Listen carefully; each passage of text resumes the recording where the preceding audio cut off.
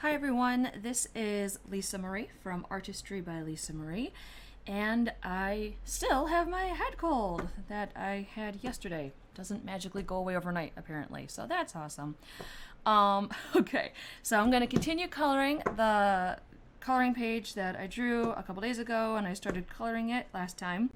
Last time I just did that nice purple backdrop, thought about it overnight, and I decided I still want to push it a little bit further. So what I'm gonna do, and I'm just gonna push it a little bit further. I don't want to go, too crazy with it because I kind of like that soft, gentle purple look that we got going on. But I wanted to push the shadows just a little bit more. So I'm just gonna jump right on in. Got my mole stick to keep my hand from sloshing all over everything and smearing it. But I'm gonna just take my dark blue, not black, because black is just too dark for this. It's just too dark. And see, just a little bit. I'm gonna push the shadows. Just a smidge. And this will just exaggerate a little bit the grayscale shading that I already had in place when I drew this coloring page. See, it'll just emphasize it a little bit. The light is coming from this direction, so I don't need as much shadow and shading right up here, but a little bit more over here, I think will help emphasize the shape of the hood. And also it goes around her face so nicely. It's nice to frame the face a little bit more.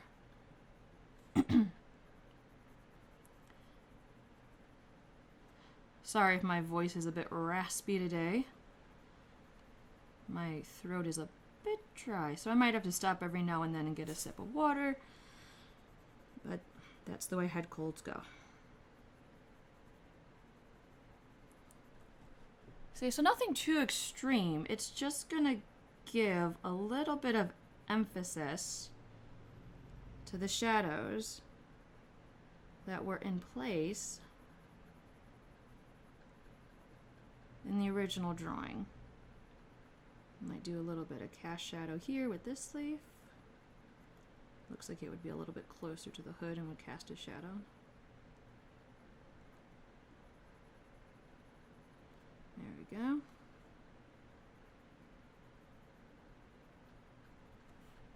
Nothing dramatic, but I don't think you need a lot of dramatic changes in coloring, especially with grayscale, to have a nice effect. If you're going for the, I guess it's kind of a soft, realistic look, you don't have to go too extreme. Although there are times when if you really want that extreme look, I mean, that is a great effect. But that's not what I'm going for here today, so that's not what I'm going to do.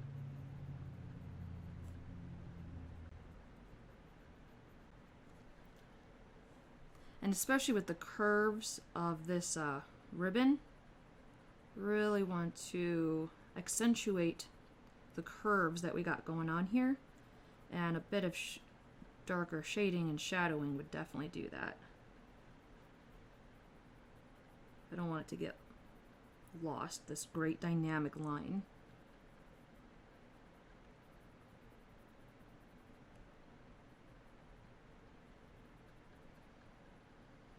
Let's see that curl we got going on there too. It's the little things that add to that sense of realism and just make it visually kind of fun. And then over here, this one in, and on this awesome extra shading.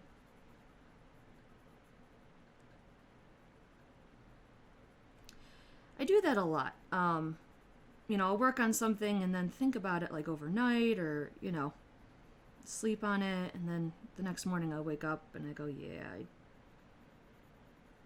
want to change that. And that's one of the things that I like about coloring is, you can change your mind. It gives you so much freedom to just do what you want to do and change your mind. And who cares if you change your mind? You know, you're making your own work of art. That's the way it's supposed to be. It's supposed to be fun. See, just a little extra touch of color makes all the difference when you're pushing your shadows.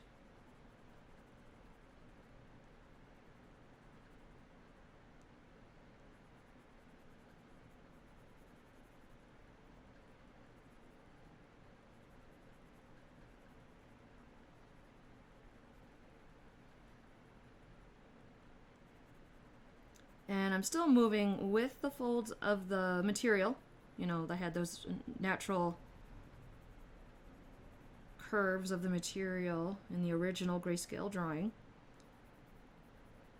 Move with those.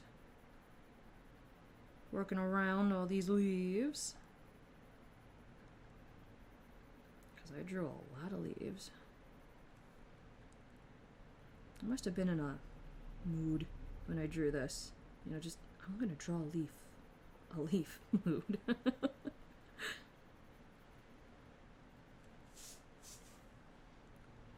here, make sure we get this line.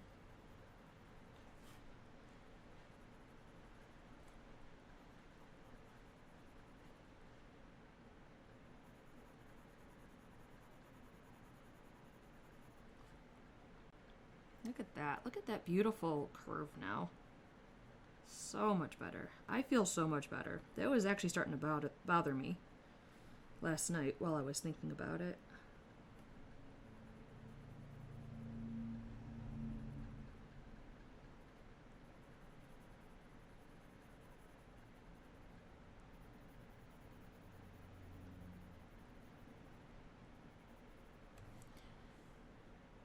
And then the hair, you know, you can do a little bit right next to the hair, which will help the hair look like it's standing up a bit from or off from the material with these cast shadows.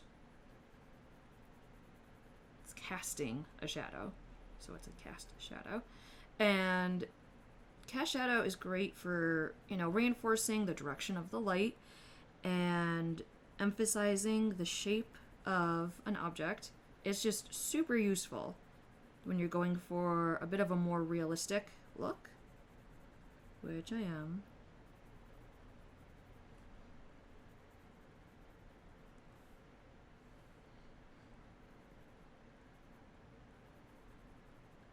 It doesn't take too much time to just go back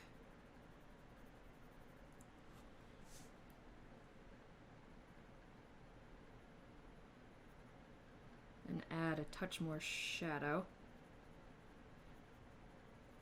We did a lot of the work on this last time, so this is just a little extra.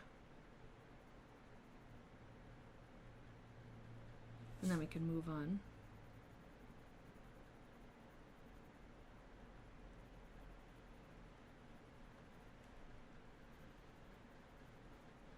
And I'm going darker on this side than this side because, again, I'm aware that my light source is over here. It's coming from this direction. So as I get closer to the light source, you know, I don't go as heavy with the shadows.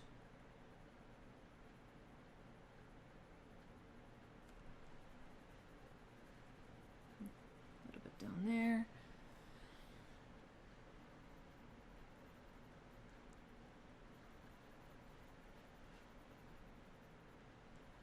And I'm trying to keep my hand gentle, so not so heavy-handed.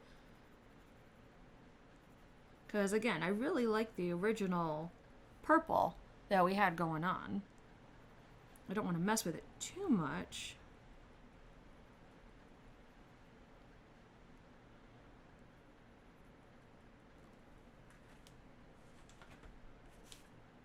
Yeah.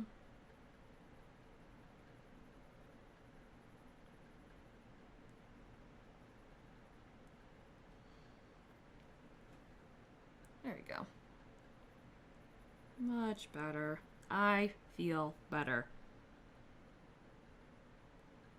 That was starting to really bother me. And then this trim right here, I thought about it. I have this nice sort of dramatic line going on right now with the shading, and I don't want to mess with it too much. But I thought with the purple and all this, maybe a nicer, you know, soft sort of neutral look. You know, I still have that pink there, that peach that I used here and in her skin.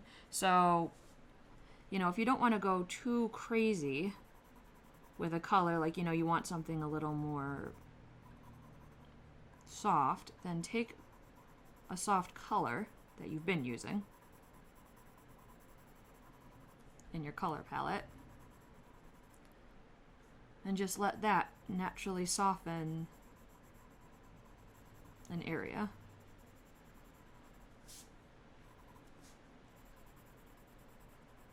I use my forearm to just slide around my mole stick when I go. If you hear some strange sliding sound, that's my mole stick.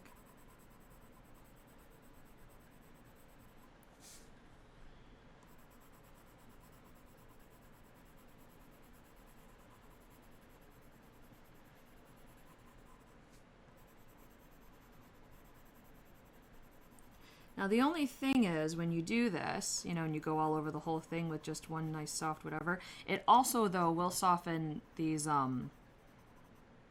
little decals that I drew in there, these little swirls.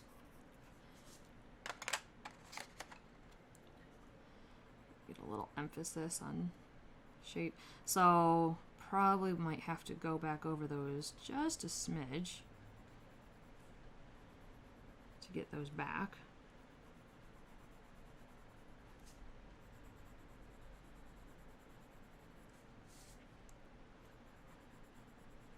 See? A little softer.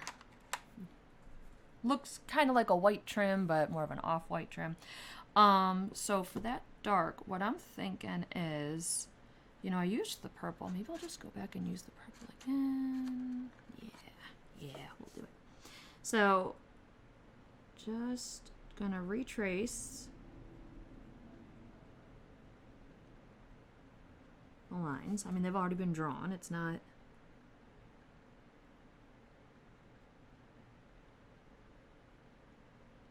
a big to-do.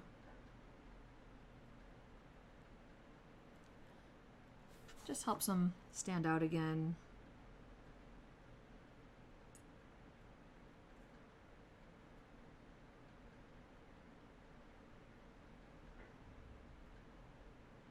Just takes a moment.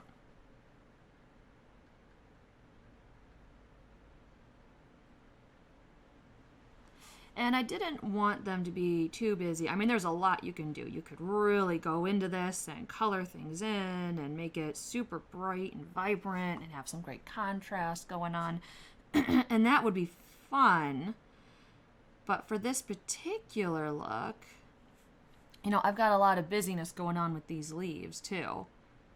And I wanted this cloak to be a bit more of a, just sort of a nice backdrop.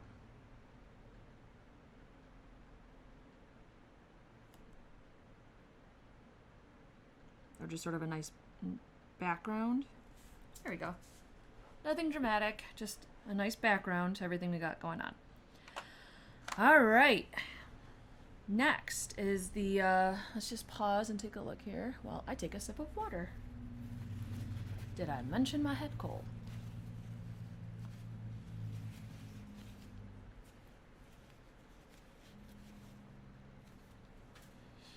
All right. Next, what we're gonna do, thanks for bearing with me and my head cold, is the dramatic background. And I'm gonna do that because a lot of stuff is going on with these leaves, and I want to make sure that I have a good background set before I go crazy with leaves. And I thought about that overnight too, and I decided to go with the marker, of course. Nice smooth covering of the marker. And this is actually the purple aubergine, and I'm gonna put, you know, the names of everything in the description of the video, so you don't have to, you know, try and keep track of all that. Just check my notes. And what I love about a dark purple background is it's not black. You know, black is super intense and super dark, and there is a place for, you know, a black marker, but I like slightly off black, or off, you know, dark colors, like a dark purple or dark blue, instead of the black. Usually it just works better, plays more nicely with whatever color palette that I'm going for. You can still get a very rich, dark effect, but it doesn't completely take over.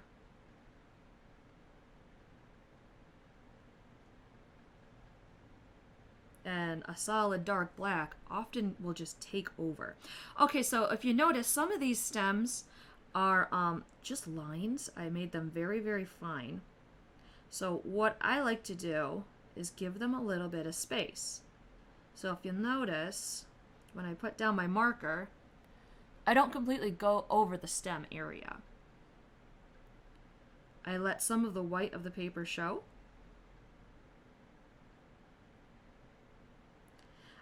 It's not such a big deal if you do just color pencil, or even a lighter color marker. The lines would naturally show through, but with a dark marker like this, you know, it would just completely cover those lines. And then I might forget, you know, later on where those lines are or exactly how I place them.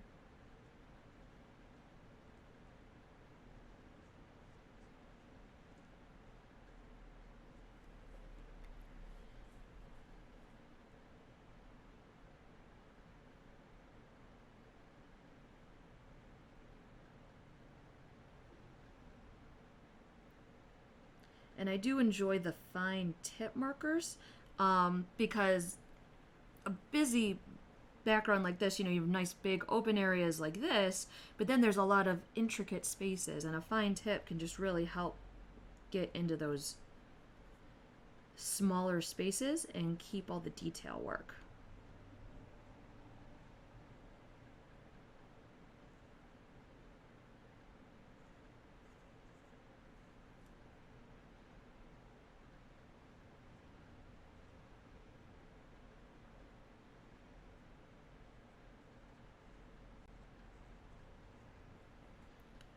I kind of think of backgrounds like this as super dynamic negative space.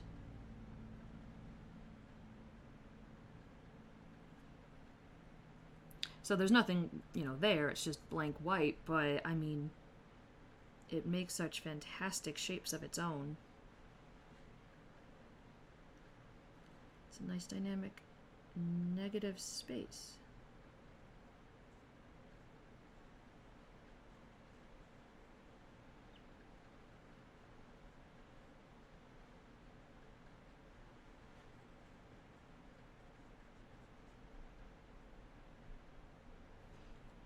Emphasizing the shapes of the leaves.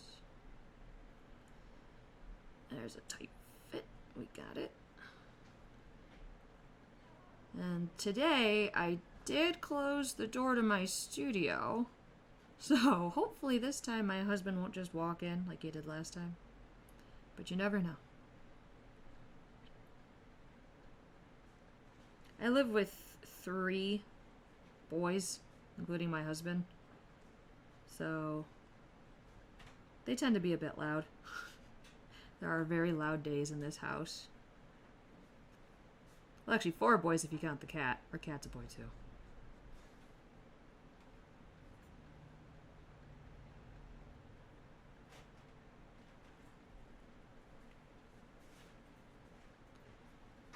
So there are many days in this house where it is just wrestling and throwing. And they start early with that.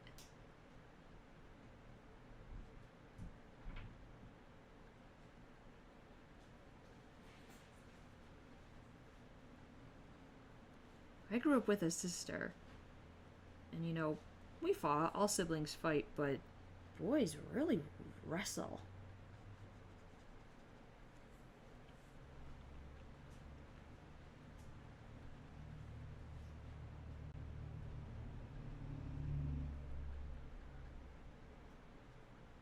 This is a tight fit right here, so I'm just using the tip of the marker to make sure that I get around the stem carefully without totally covering up that line, because we're going to be using that later on. So I don't want to lose it now.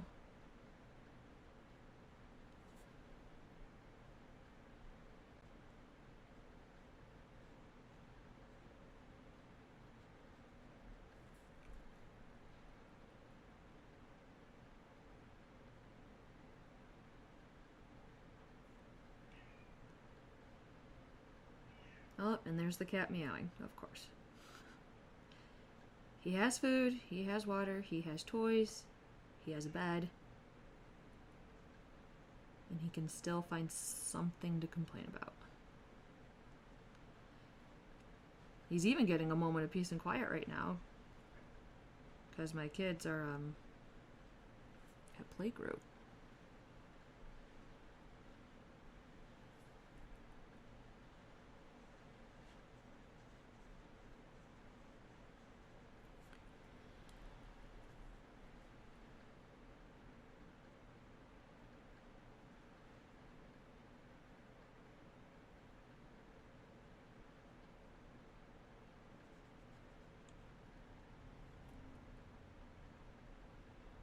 There's another tight fit.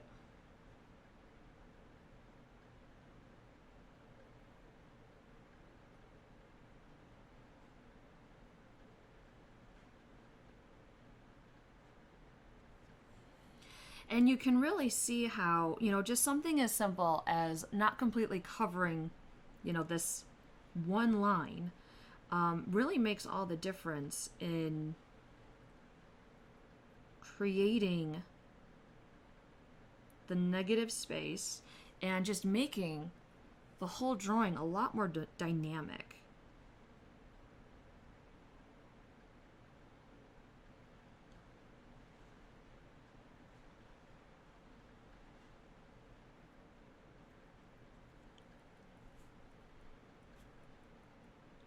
Tight fit right there.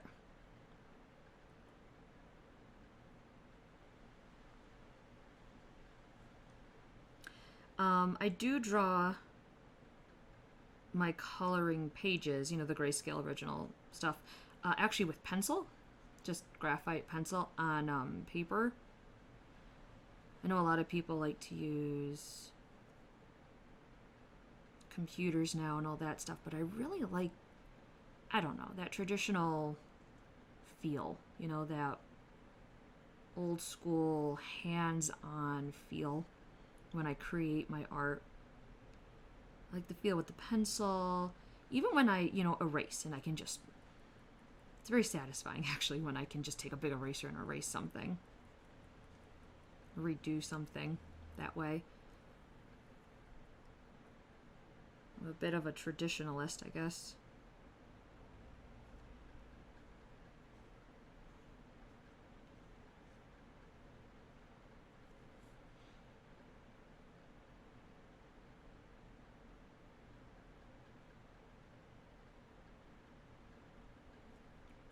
But when you do a dark background like this, you know, all the pencil lines, you kind of lose them a bit. You know, you lose sight of that original line, but you don't lose the shape that I made with the line.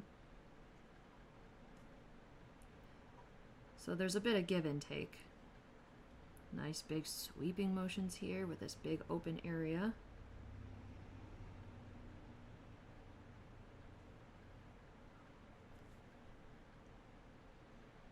Little flag I made. Hello, little dude.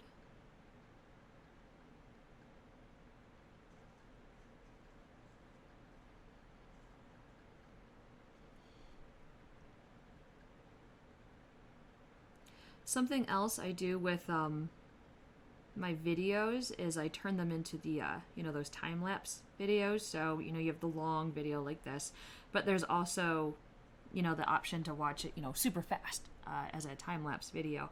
And I love watching, I like watching my time-lapse videos. I find them very relaxing, but I like watching when I'm doing background in time-lapse videos because I just find it very soothing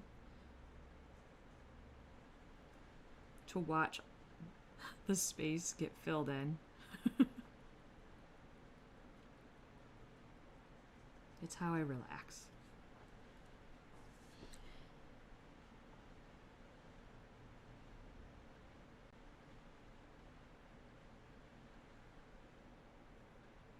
See, so leaving that just a bit.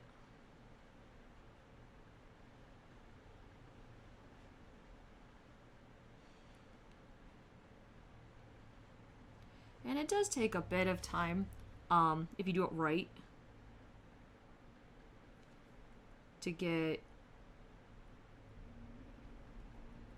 you know, a complicated background like this fully colored in. But I think that's kind of part of the point of coloring. You know, you're not rushing to get to the end. It's about enjoying the process, giving your mind time to just sort of relax and zone out.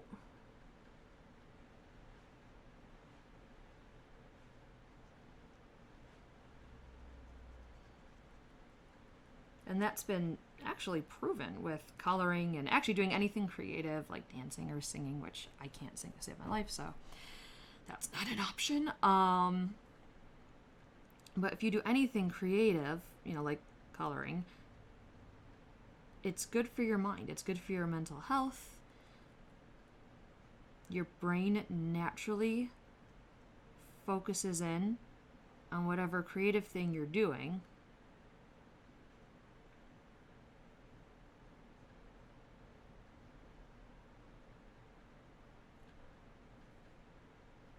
So you forget, you know, your struggles, your anxieties, or your stressors.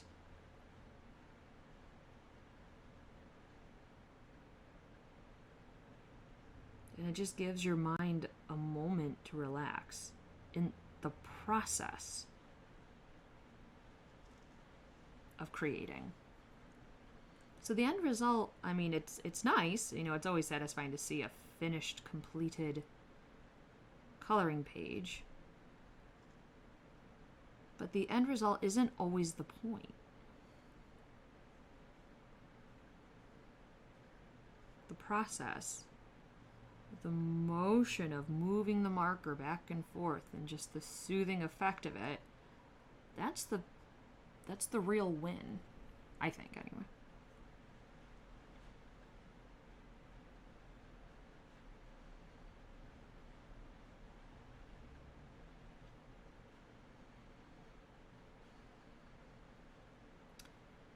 Just trying to get around some of these overlapping leaves.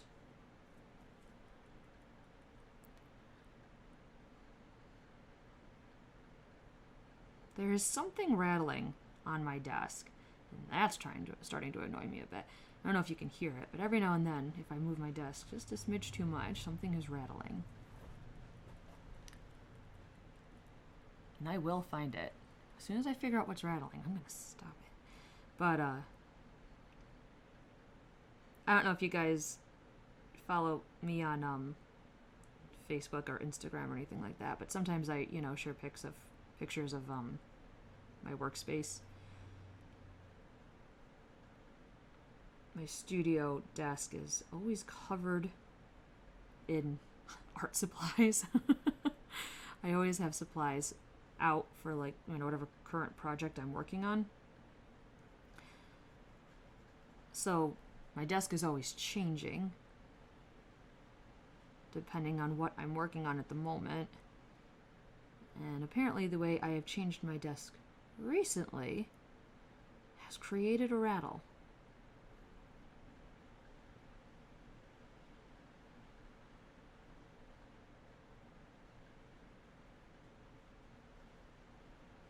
Look at that. Small stick.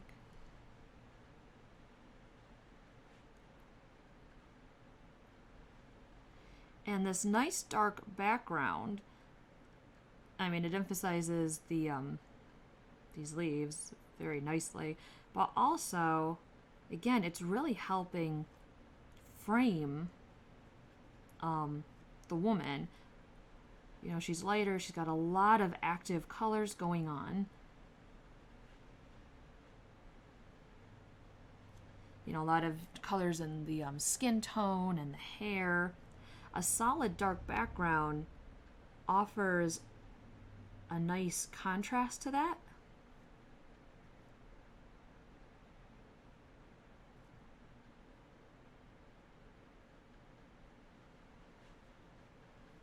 And helps her stand out because of the contrast.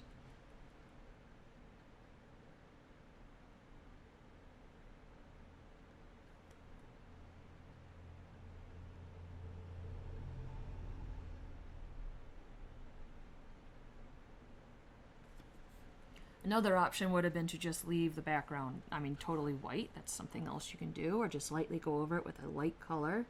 And that would have had a completely different effect.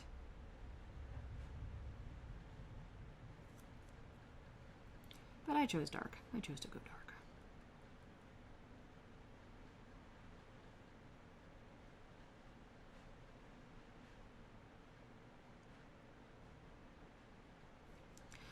Just like with my pencils, when I'm working in these finer, tight-knit areas with the marker, I try to keep a lighter hand in my application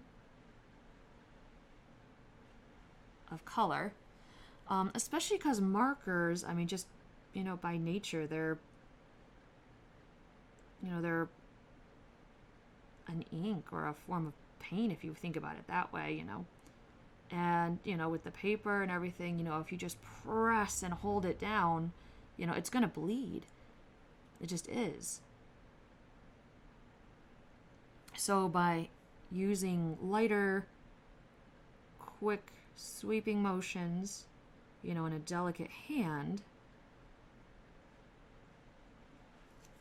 it keeps the bleeding to a minimum. And it keeps it from bleeding into the shapes around it. Because again, I want to keep these nice little lines that I have going on.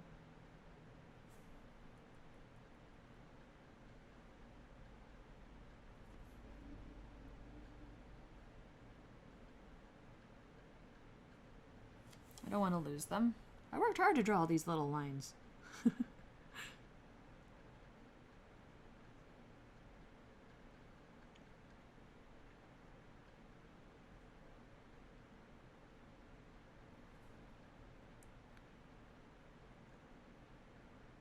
And I love the curved shape of the leaves.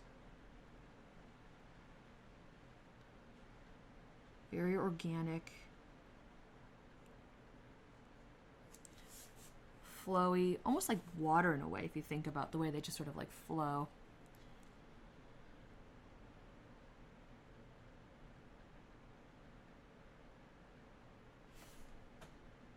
That's another fun thing to draw is water.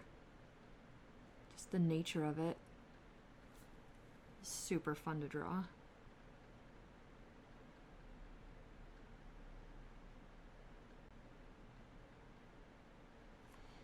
This hood has a bit of ripple going on up here, so I'm trying to move with it and around it. I don't want it to look like just some straight line.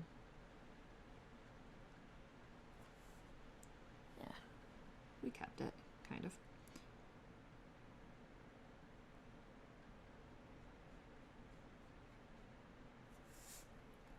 Totally did this the wrong way, by the way. I should have started over here and gone this way so my hand didn't drag through marker. Yep, wasn't thinking.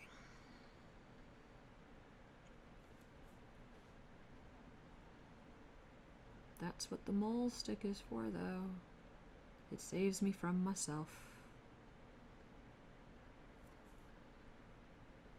That little corner.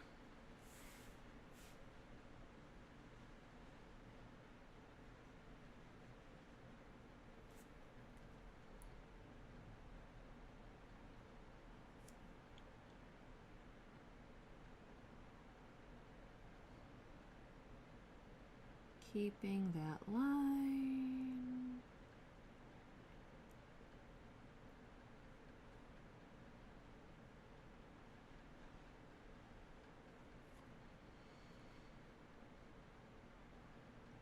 A lot of lines here too. Just gonna do my best.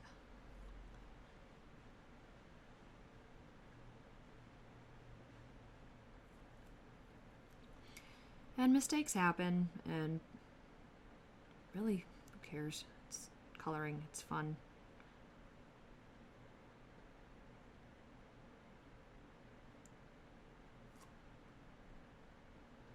There have been a couple lines that I've gone over here already. Just work with it. Make it something else. It's your art. Make it whatever you want. And it really is your art. You ever notice, like, think about that? You know, I mean, I start the art, you know, with the pencil drawing, the grayscale drawing, but, I mean, once it's, you know, yours in your home, in your studio, wherever you color, it's yours.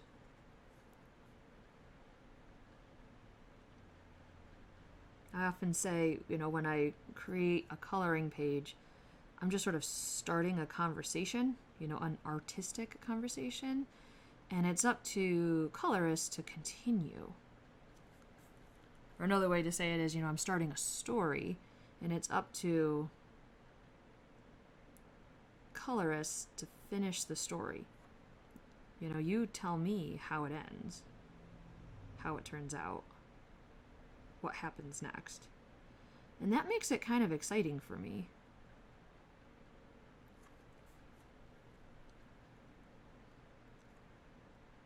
Because something that I would, you know, think, oh yeah, that's what I would do, that's how I'd color it in. Someone else comes along and goes, actually, what about this? And it kind of keeps me on my toes.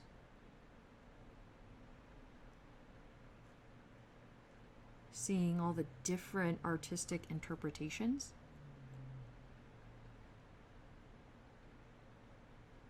And it's way more inspiring than, you know, me just working alone in a studio with some sort of dramatic music playing in the background or something.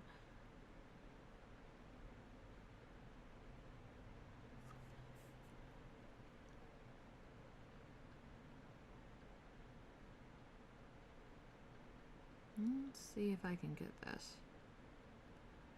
It's another tight fit here, isn't it? Hey, we did it. Come on, Molestick, don't fail me now. Alright, I gotta move my pencils. There we go.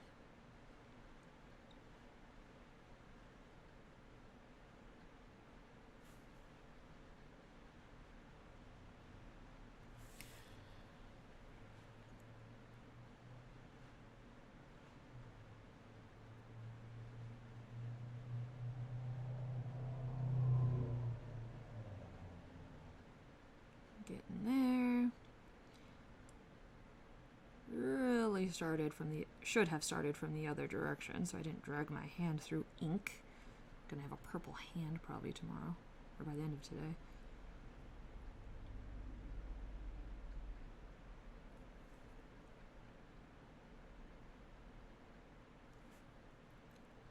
Do you ever notice a lot of coloring is strategy, strategizing how to approach a drawing.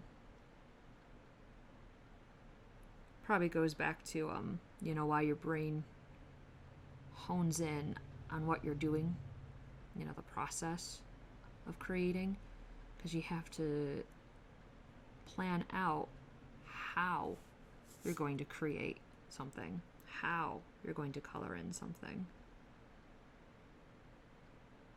Even if you don't, you know, actively say, yes, this is going to be my color palette, this is how I'm going to do it, you know, I think your brain subconsciously starts to go there.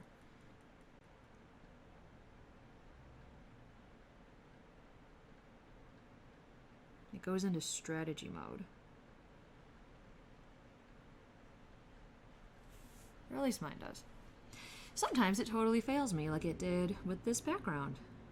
Strategy fail.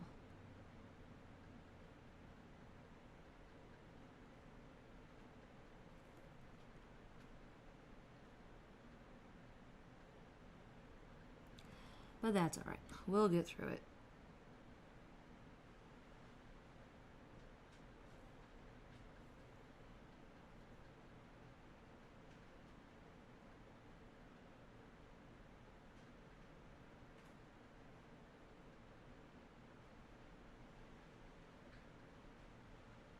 Another line. Try and not cover it.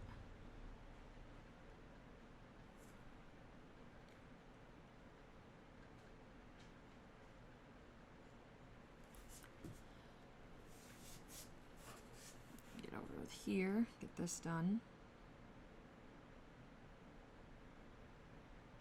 When I was originally drawing this, I liked the idea of framing her with that line of branches, it almost looks like.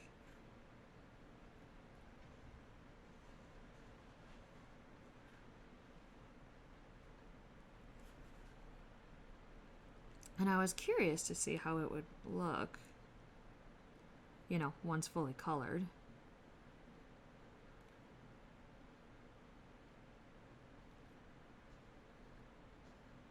I notice I do that a lot when I'm making a new coloring page. I basically create an image that I'm curious about, that I want to see colored.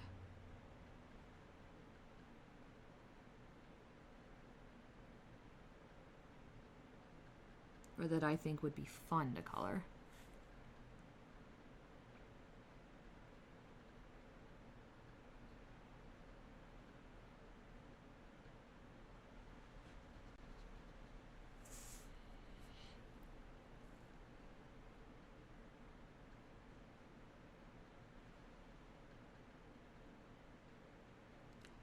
Just following the shape of her head too. I gave her straight hair instead of like curly hair or super wavy hair. Again, I just thought with all the leaves and all the other activity we have going on, curly hair might just be a little too chaotic a look.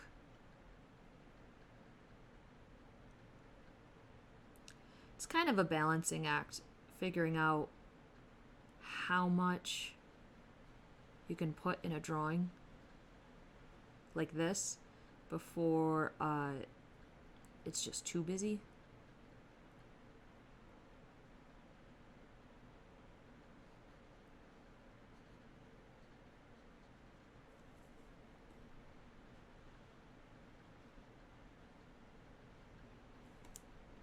Let's get this line.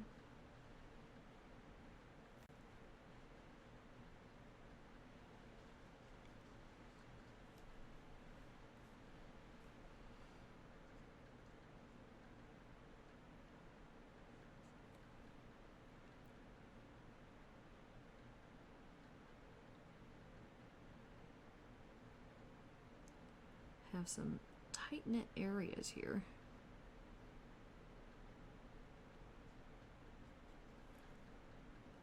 And they're fun, but I tend to stop talking when I'm doing them because I'm trying to hone in on what I'm doing.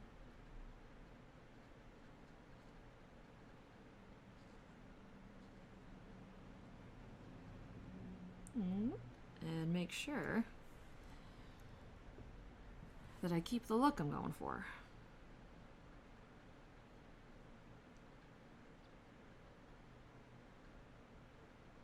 And with the markers here, and the hood and everything, you know, I went over with colored pencil.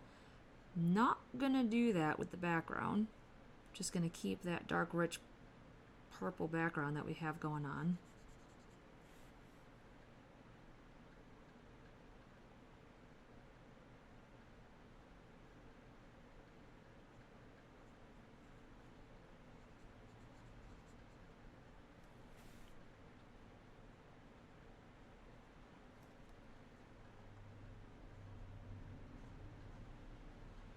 Go.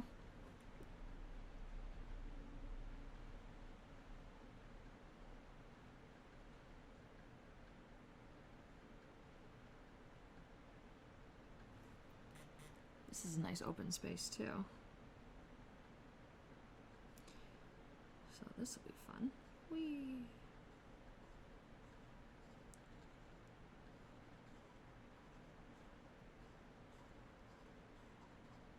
Look at that. That was nice.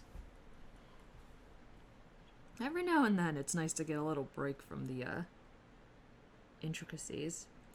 Okay, so let's look at this for a moment. We've got the outline of her face shape and these lashes. I don't want to lose the lashes. And I was thinking about this last night too. So what I'm going to do is I'm going to treat the lashes like the branches. See how I stayed away a bit? I didn't completely go right up to the edge of the lashes. Her eyelashes. I'm gonna allow the white of the paper to show a bit. I don't want to lose her eyelashes. I like them. I worked hard on them.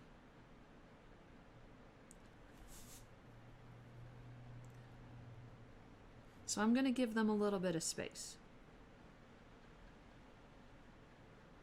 If I decide later on I want to add more white, you know, I can always go back and add like a touch of white.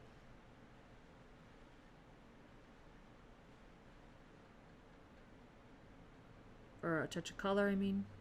If I want more color, add more color. Sorry, I misspoke. Want more color, I can go add more color. Actually, you can add more white too. You can just take a white marker.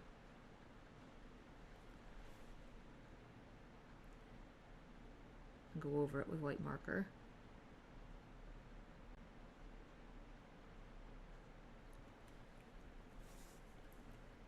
See, so we have the shape of her face still. We have the eyelashes still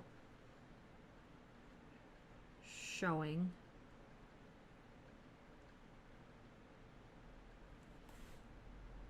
Again, I think a lot of it comes down to, you know, just that balancing act of dark and light. Come on.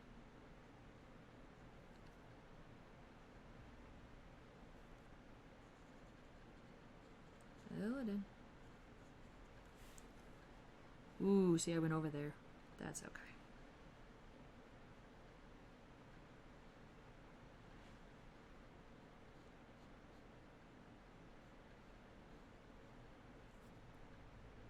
Let's get between those two.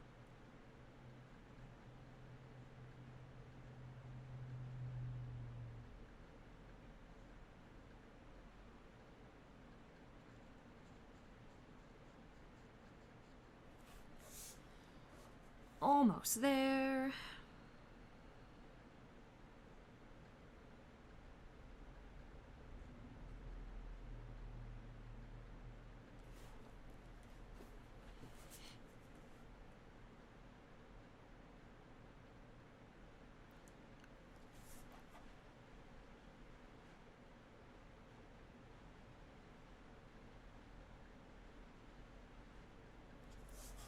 trying to be gentle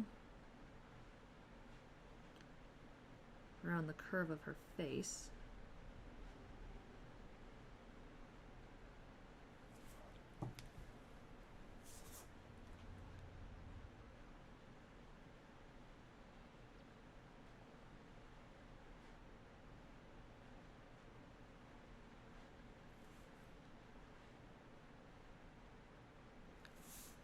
And that was another reason actually why I wanted to do these leaves with her. If you notice, that oval shape of the leaves that I chose to draw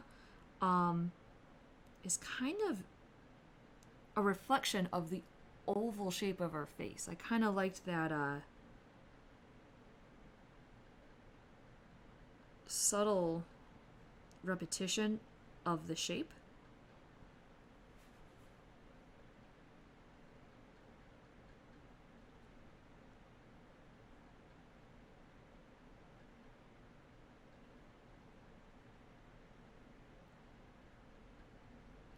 So a similar shape, just used in a different way.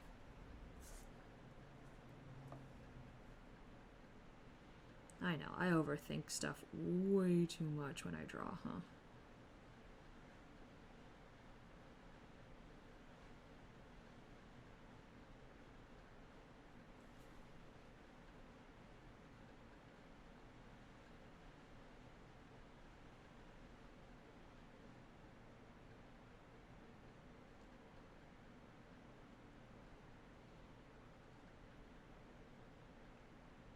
I had an English teacher who did the same thing when we read Shakespeare in class. He would overthink and overanalyze everything, and I remember just being like, dude, it's Shakespeare. It's intense enough.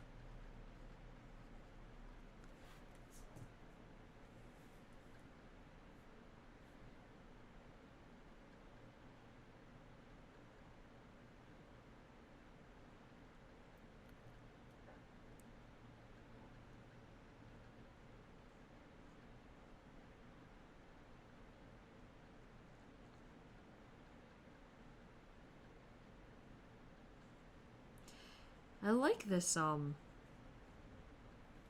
twig frame a bit too, because it takes a lot of the pressure off to maintain straight lines, you know, because nothing in nature is, well, most things in nature are not perfectly straight.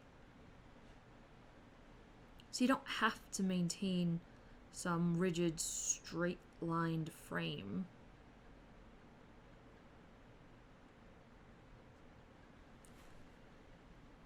Alright, let's see if I can do this without going over that line. I did it! Woohoo!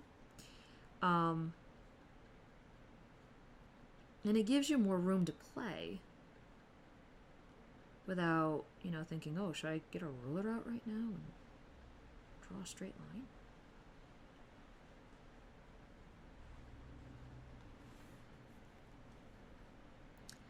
More tight knit areas. Of course, that said, sometimes it's easier to just get out a ruler and draw a straight line than, you know, maneuvering around all of these organic gaps that I've created.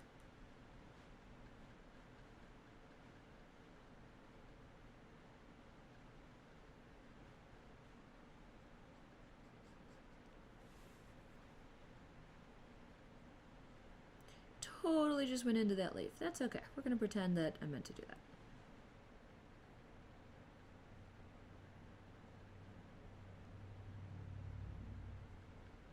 Not all leaves are perfect. It just makes that leaf a little more dynamic.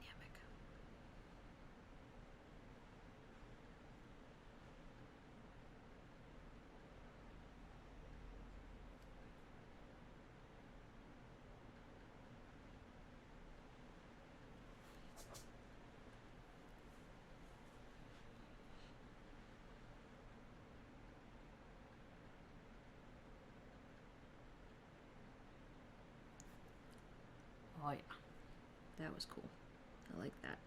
I like the dark purple next to this purple material that we've already drawn on her or colored on her. It's amazing how, you know, you can take the same color and just change the intensity of the color or the darkness or the lightness of the color, and you can create a whole effect with just one color. I love that.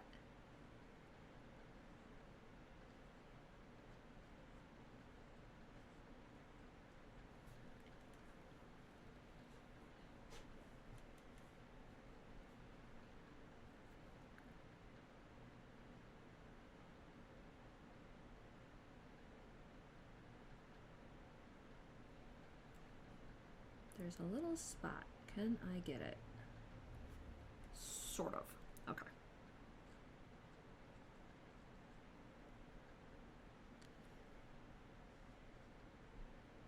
Sometimes I draw and I just completely lose sight of the fact that I have to color it in later. I make those little intricate areas that I've got to figure out how to color.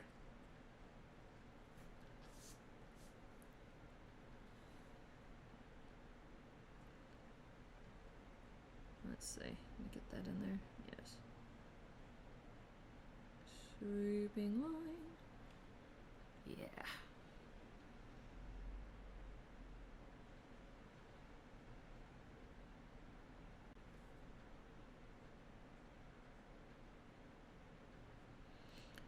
Another sweeping line. Twig here.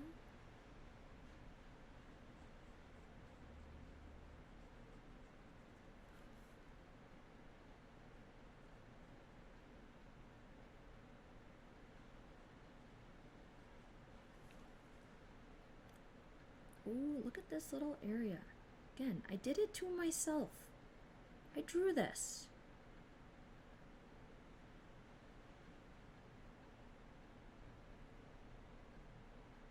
Why did I make this so detailed? Ah!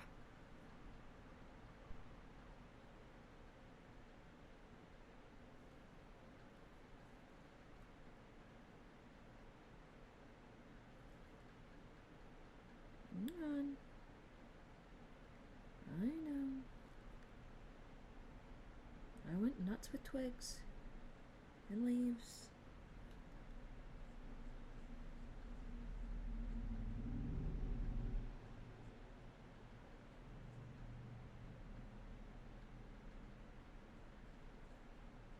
There we go. And again, I went into a leaf.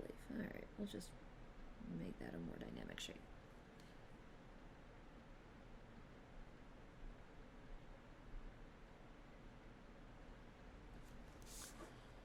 Almost there. Okay, let's get this shape. And the cloak. I don't know. Are we calling this a cloak? Are we calling this a hood?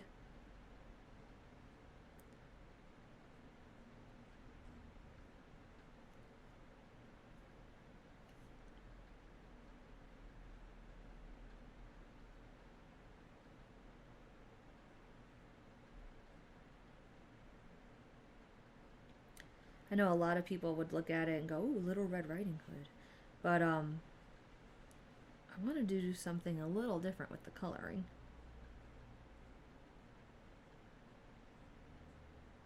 Which is why I went with purple. Okay, almost there.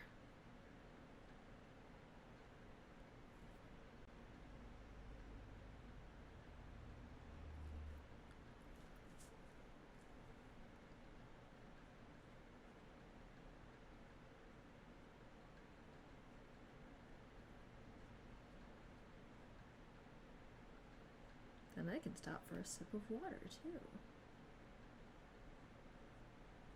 Papa, look at that! Background. Sip of water.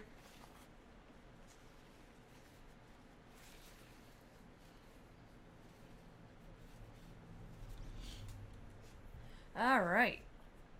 Next, now that we finally got through that, oh, it was painful. Let's work on some leaves.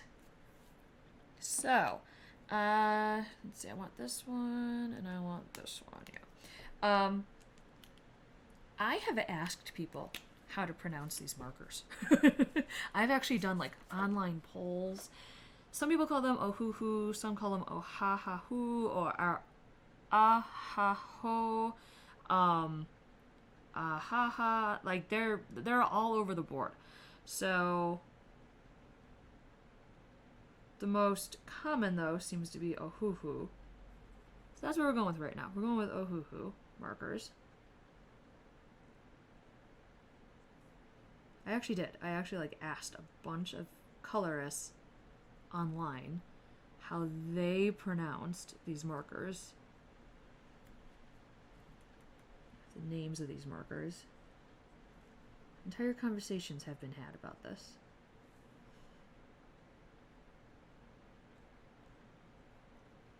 And right now I'm just putting down a green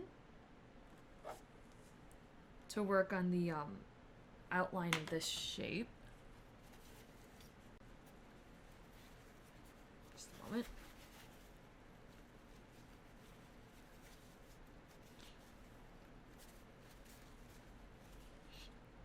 Go.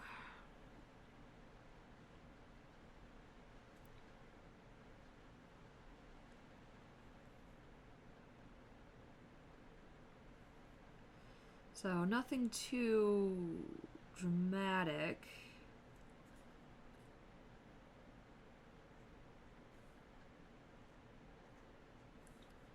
Just trying to get them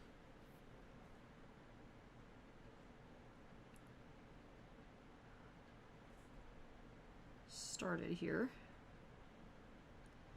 And I have these middle lines for the leaves, and don't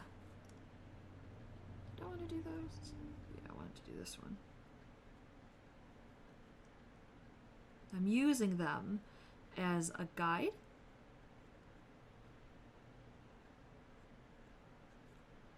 For where I put this initial dark line. You can really see that, I think, on the larger leaves. You can see how I'm using that middle line to guide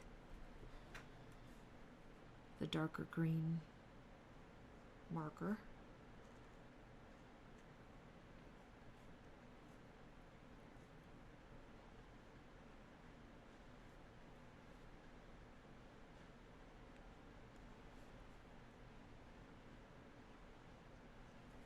I'm not ignoring these other leaves here. I'm just on the same branch. I just want to do something a little different with them. Just in case anyone is as exacting as me when they color. Don't want you to get anxiety watching me do this. I'm not skipping. I'm not ignoring the other leaves. Just have a different idea for the other leaves.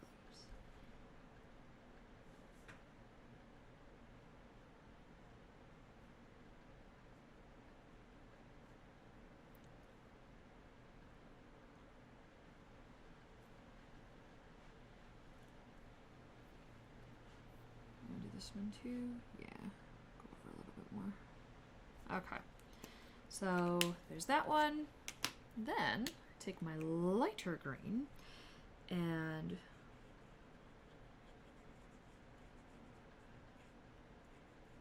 going over. That is the nice thing about these particular markers. They blend pretty well together, which is nice.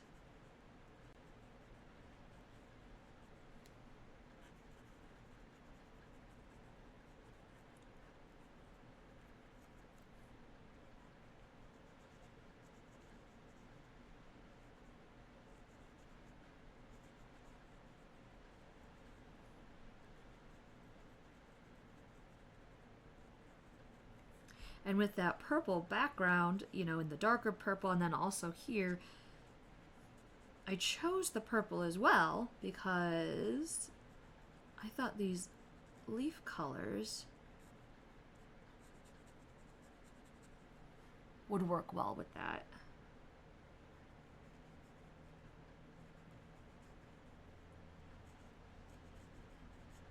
stand out a bit from the purple.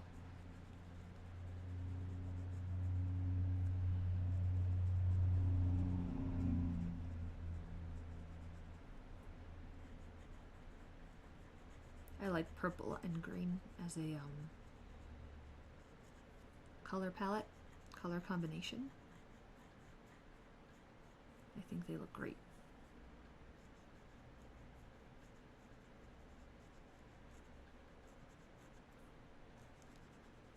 That's totally personal preference. Choose your own favorite color palette. Don't have to copy me. Do what you like.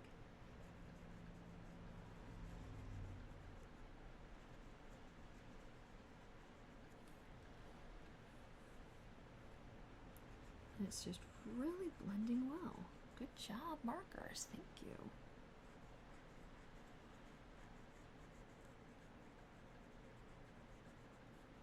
And this is where I think you can already see all that work in that background is starting to pay off, because you're getting a nice completed look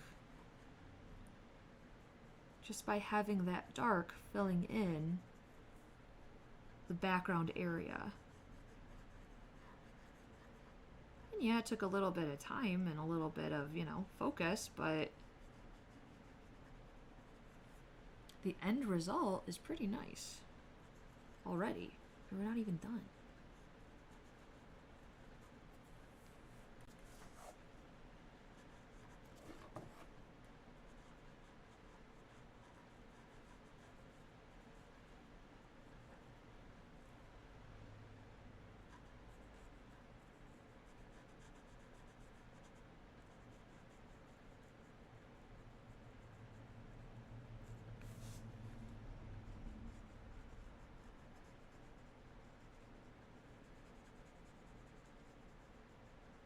Go.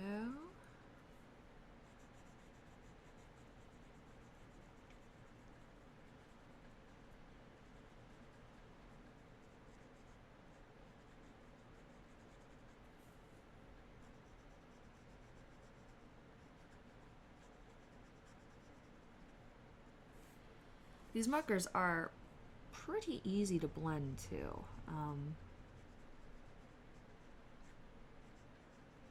Just a little bit of overlapping and it works.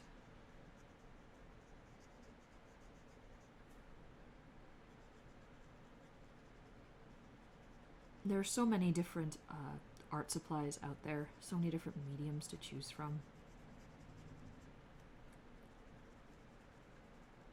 One thing is, once you find your favorites or something that works for you, it's okay to stick with it. But on the other hand, it's also okay to experiment with different mediums and try different brands. And as long as your budget allows. If you want to push yourself artistically, I think it's important to try different things.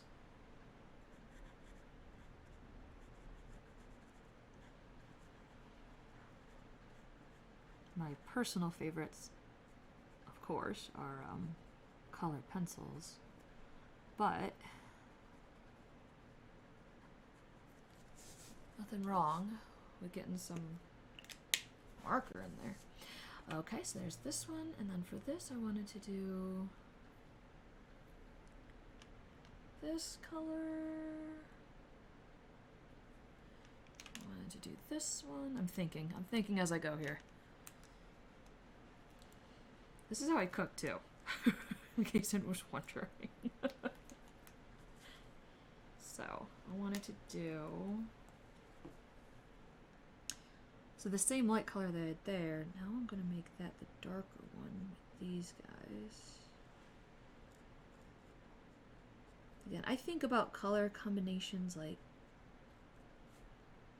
in the evening sometimes, so I was kind of planning out the colors I wanted to do on these leaves last night.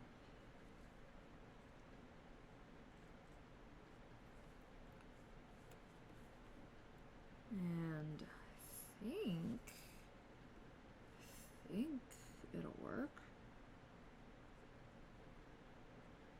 Did I mention that coloring is all about experimenting and having fun? That's what we're doing here. Doing a little experimenting.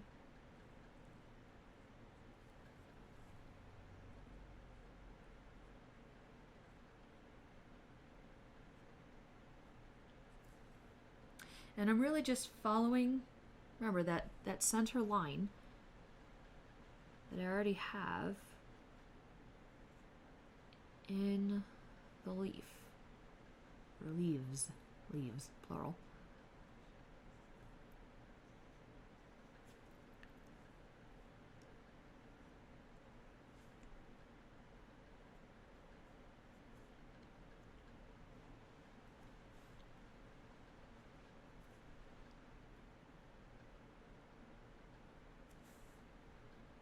Go over a bit.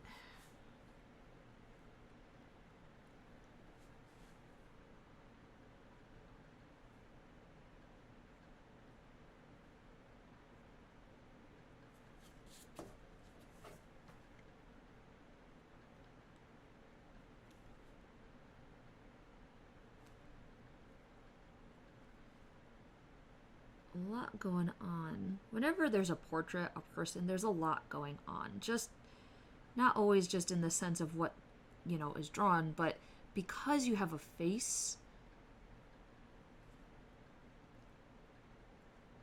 people who look at a drawing automatically connect a bit more to a drawing when there's a face, when there's, you know, eyes looking at them.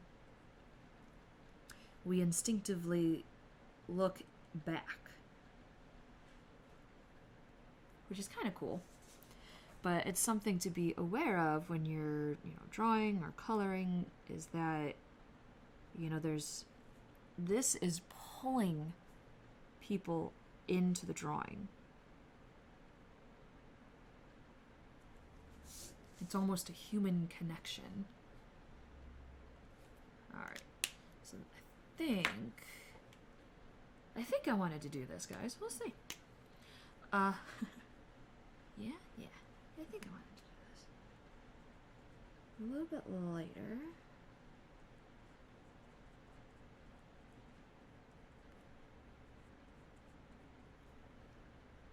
How's that working for us?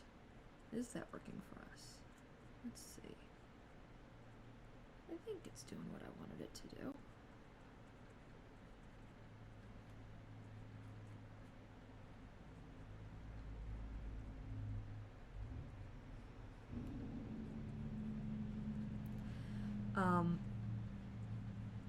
Coloring is, for me, also how I practice color combinations or test color combinations. You know, I can think about it in my head all I want, but it's when you see it happening in a drawing, and when you see the final, you know, completed image, you know, that's when I can really get a good idea for how, you know, a color palette is going to work. And you know, I make coloring pages because I love them. I think they're so fun. But I also do things like pet portraits. You know, I draw pet portraits for, you know, pet parents all over the place, and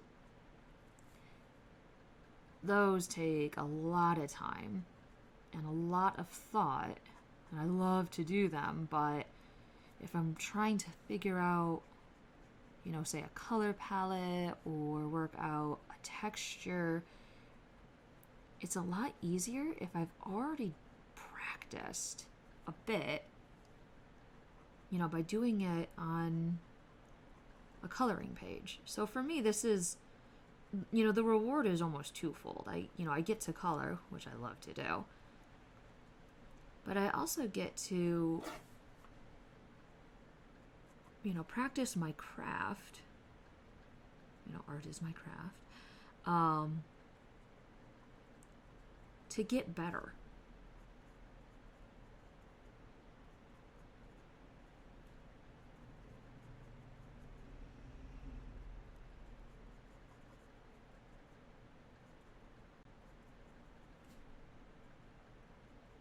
anything that pushes me, you know, to be a better artist, you know, I find very rewarding.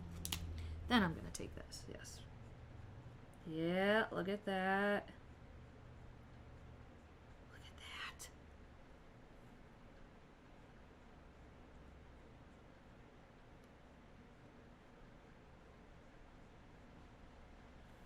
Oh, magic.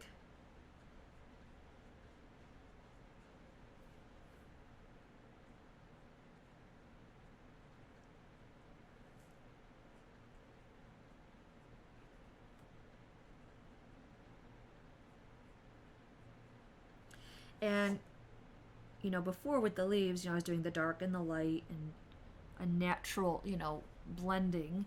And I started with these leaves the same way, but, you know, this yellow variation, you know, it's not a green, obviously. But it's blending well with the other colors.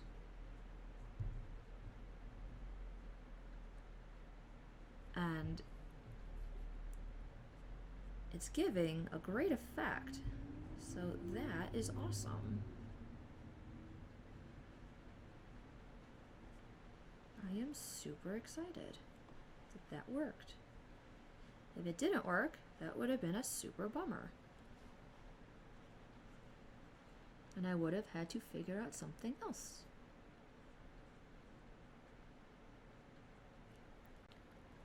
Look at that.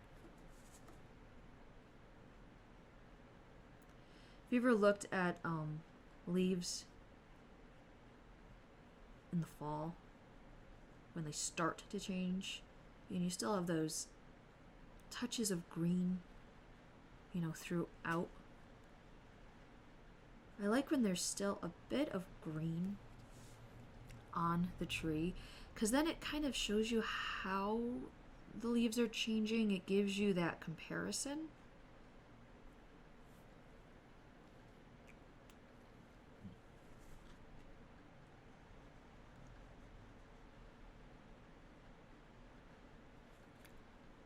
And I like the evolution of the leaves.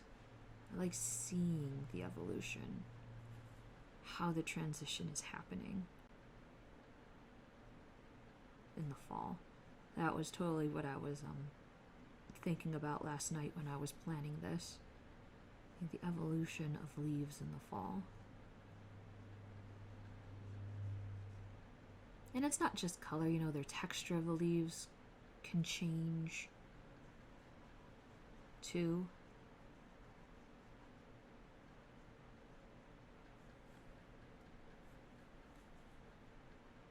Get those crunchy leaves.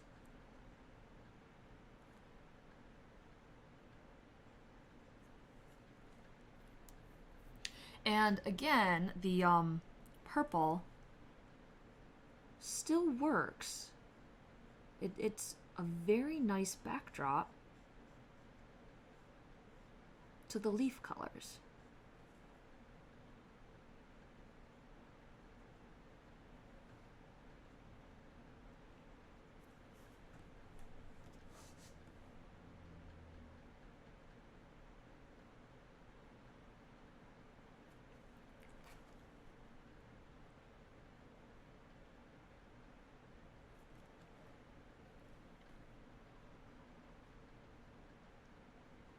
Black would have been just too intense, I think. Too dark for this. The colors still pop off the page nicely next to the purple. The purple adds a bit of character.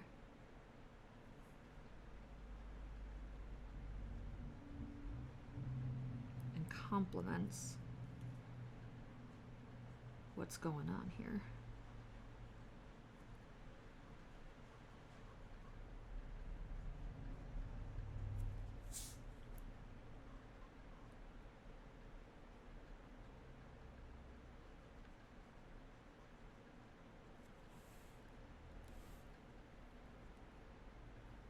That work? Yeah, that works.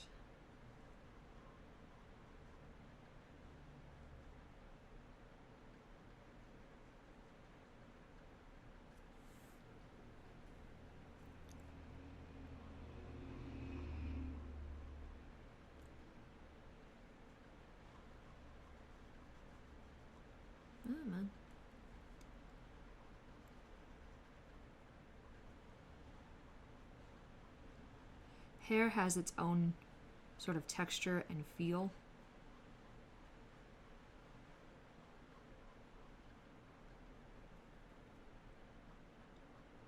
I like having something a little bit different next to hair, you know, so the smooth hood, the leaves.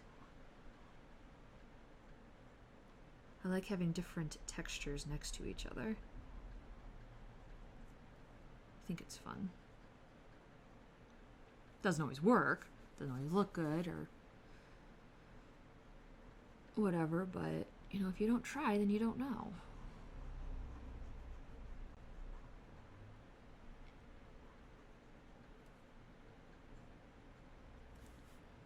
Again, I love the pointy tip marker, just being able to get in those little nooks and crannies. Yeah, look at that. Nice.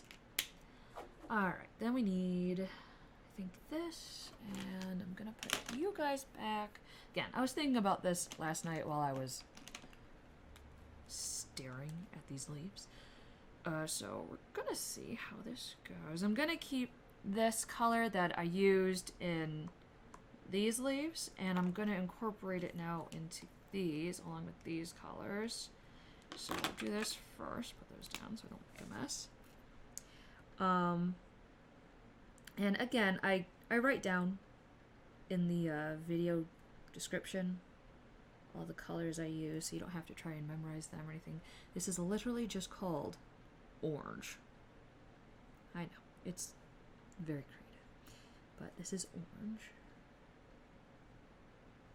And I am only, especially with the color this, you know, striking and bright, I'm only sticking mostly to that center line of the leaf again. Don't want to go too nuts. I'm going to push out a little bit, but I don't want to go too nuts with just this one bright color. There we go. A little more at the base of the leaf. So line, base. Look at that, line, base. Oh, there's like a pattern. Look at that. Line. Oh, cast shadow. Line, base.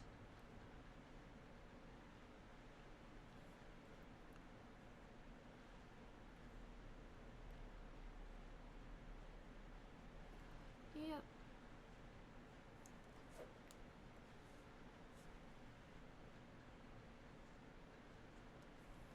I have a little hair on this marker, and that was super annoying. We got it. Most days I have my hair pulled back, and you know, that typical messy mom bun. But I still get stray hairs every now and then.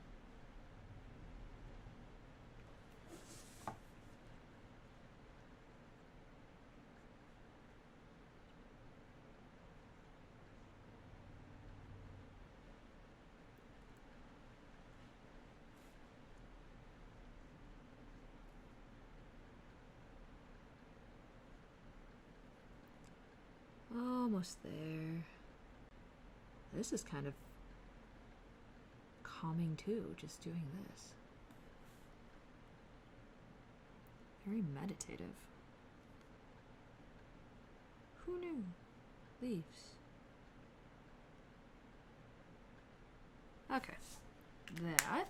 Then I wanted to take this color. Seriously, guys, this is how I practice color palettes. I think about colors, and then I just sort of wing it. And hope that it works.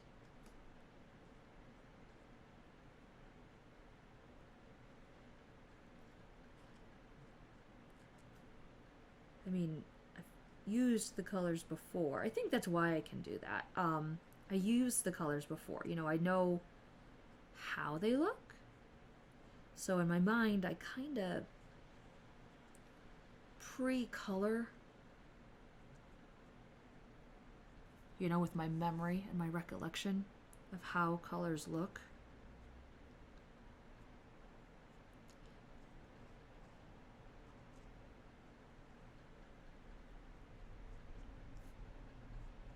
think that happens naturally for a lot of people, you know, after you've been coloring for a long time, especially with a, you know, if it's a medium that you know, you already have almost an instinctive feel for, you know, the colors that you like, how things might turn out. I mean, there's no guarantee when you're trying a new color combination, but it really helps.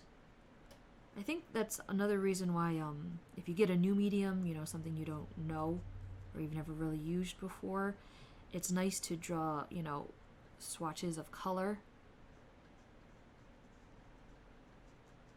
just to give you a feel for it, and also to help you just sort of learn how the colors look on paper.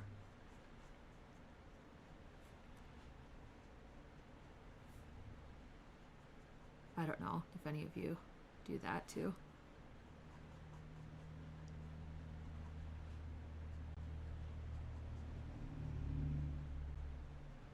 Outline that one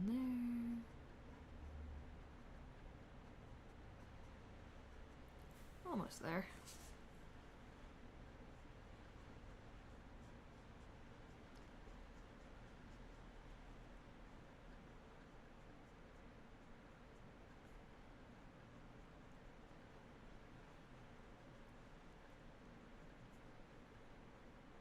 I like when I do the color combinations of dark, medium, and light.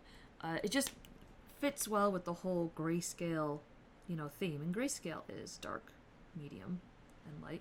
Yeah, see, look at that. This is the same yellow. I'm pretty sure, yeah, the same one I used there. So I used the same green here as here, and now the same yellow from here to here. And that visually is just gonna tie in the colors together.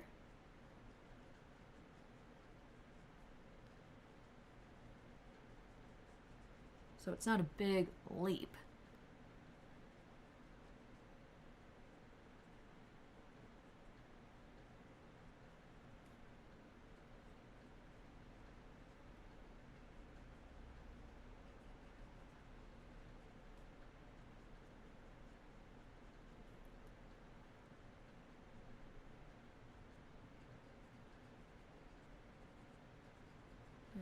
Just gonna fill it in and try to not forget leaves as we go. Thank you very much.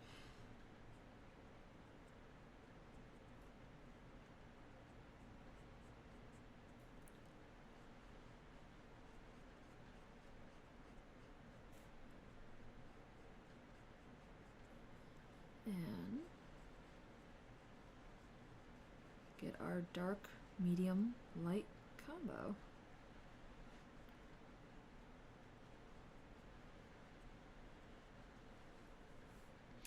If you guys have seen any of my other videos, I say that a lot with you know, coloring grayscale, easy as 1, 2, 3, dark, medium, light.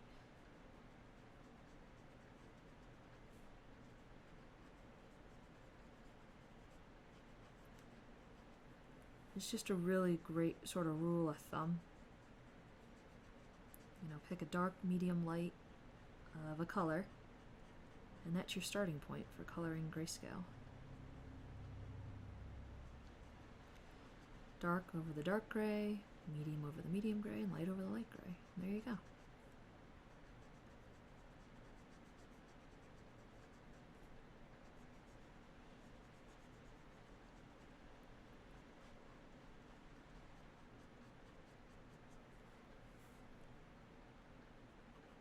And these markers absolutely bleed through this paper. I printed this coloring page on heavier cardstock paper. It's actually a certain type of paper. I'll tell you in the comments. It's a cardstock paper.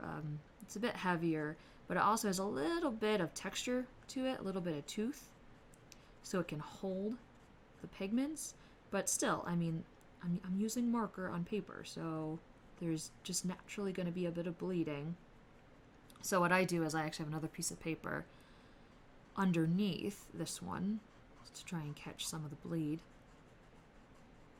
And then I tape the whole thing down with painter tape, which is marvelous. Painter tape, you know, doesn't really tear the paper when you pull it off, which is fantastic. If I have to adjust the tape at all, like I don't remember if you saw the original video or the first one I did when I did her, this tape was down a little bit. I realized I was covering the edge of the coloring page, the image. So I was able to pull the tape up and just move it up a bit before I started today. And that's where, you know, trying different, you know, mediums and tools comes in handy. Like maybe you didn't know about painter's tape before today, but now you do.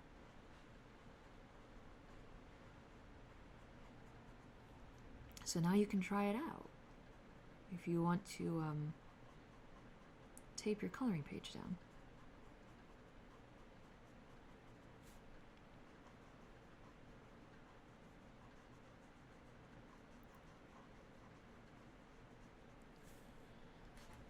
So now we have this nice sort of transition of color going on. It's almost a rainbow effect if you think about it, but a fall rainbow. How about that?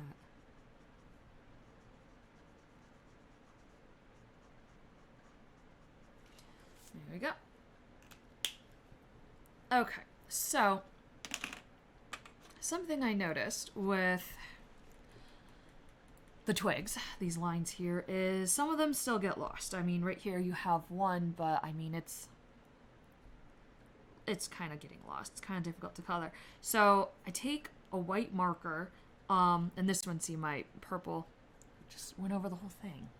So take a white marker, and let me just make sure that there's ink in it. It's always good to double check before you start, right? Right. And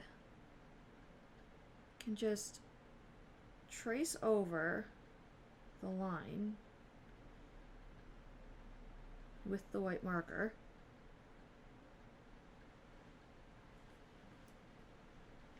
And now I have something that I can color.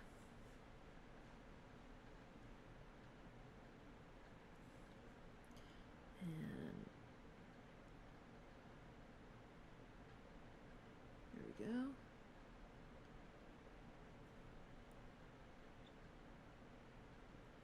It also helps, you know, these twigs that we had before stand out again. They got kind of lost in all this other stuff that was going on. It's nice to get them back. So right here. And I gave them, you know, the space when I colored in the background with that dark purple, but you know, things happen. Twigs get lost. So just take the white marker and, you know, the hair,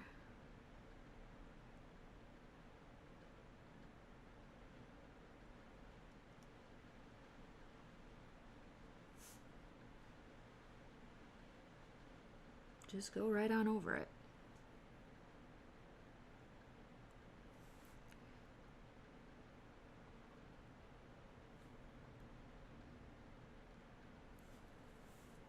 And here my purple marker went right over it, so get it back.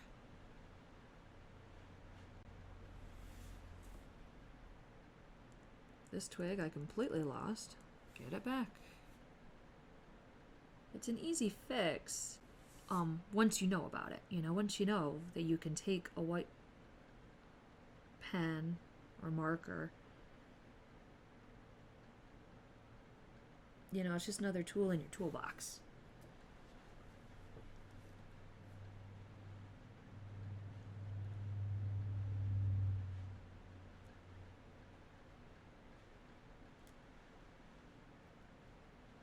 And I have, you know, different types of markers that I use for different things, but I like this particular one for this sort of work.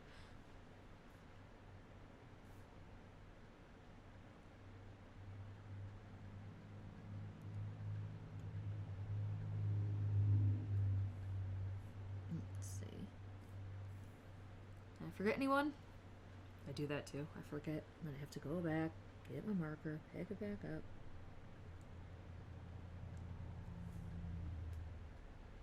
Anyone overlapping that needs to get redrawn? No, we good?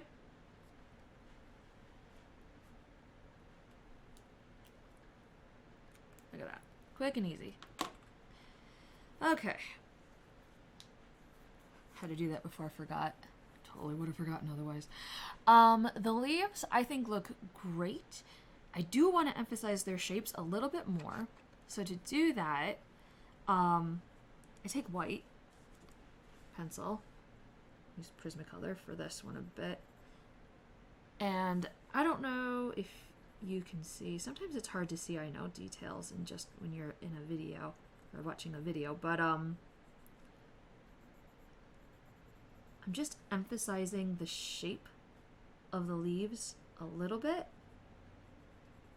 with this white marker. Do you see how that's giving it kind of a more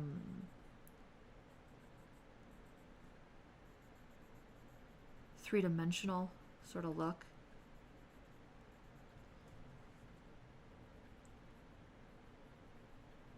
And the reason I go with the white instead of, say, you know, a green or something, because green would definitely blend very nicely with the green marker, is I want it to have a bit of a shine look to it.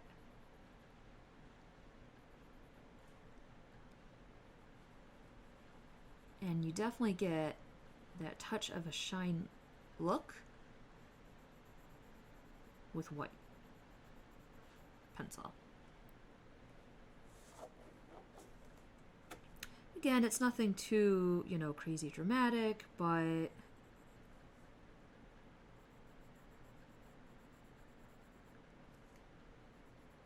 it's the little things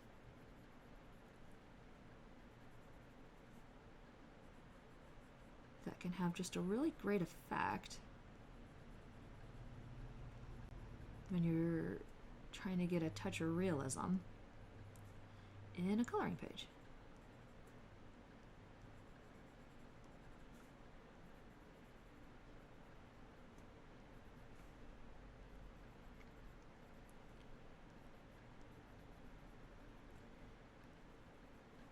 And it's quick, pretty easy to do. You're just following the lines that are already in the leaf.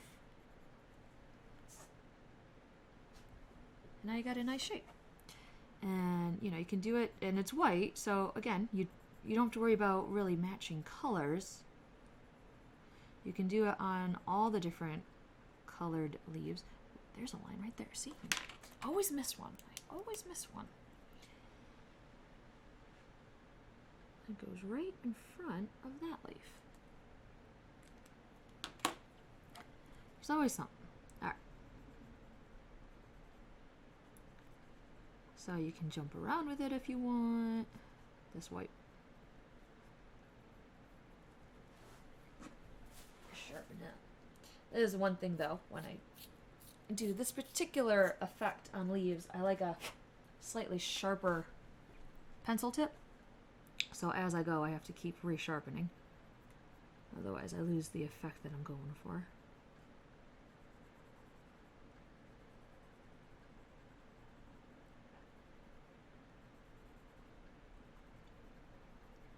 And the white also gives you kind of a nice contrast to this darker purple.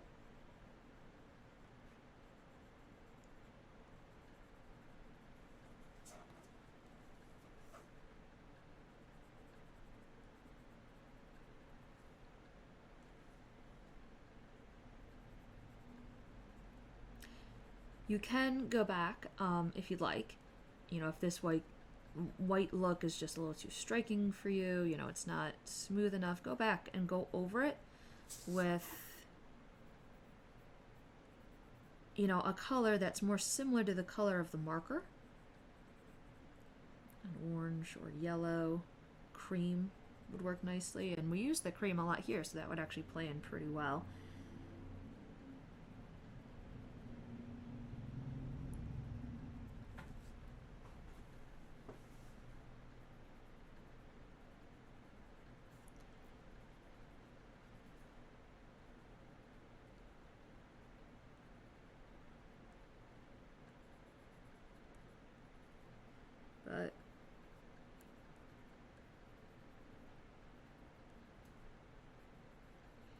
Just a bit of an accent.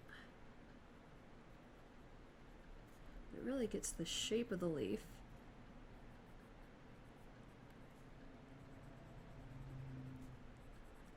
To pop out a bit.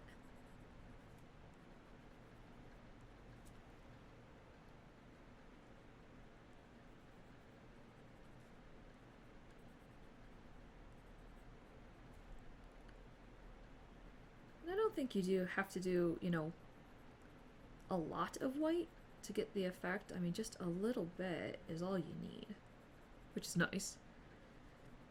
Helps make it a lot faster too.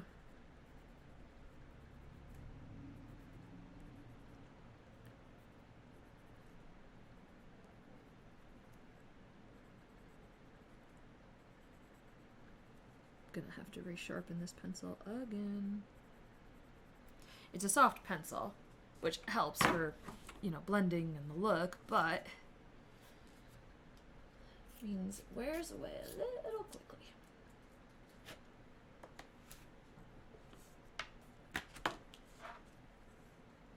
So, back at it real quick.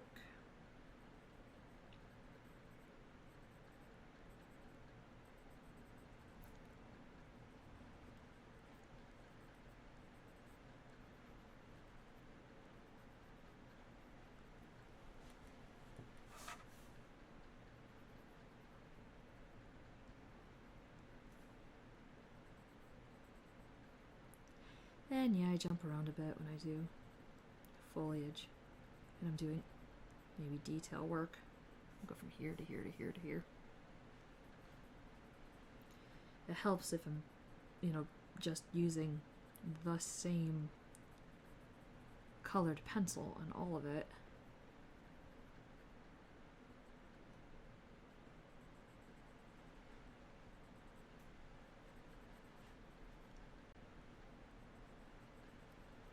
You don't have to worry about, oh, am I supposed to be using cream here, or am I supposed to be using a red here? I'm going for that touch of shininess that you get with the white.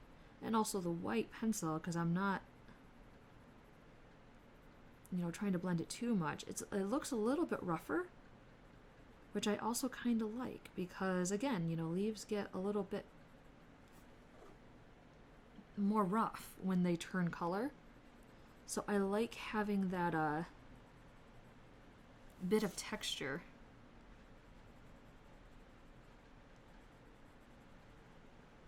With the white pencil accents.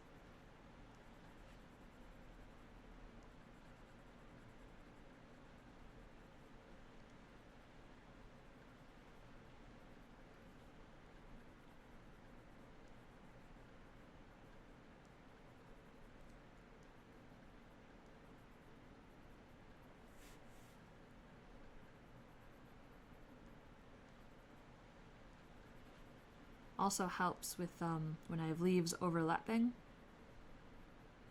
It helps emphasize that overlapping look.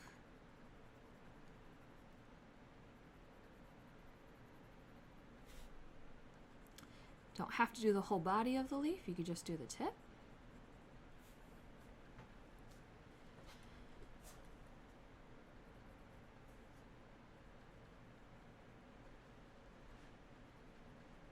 Still gets that effect across.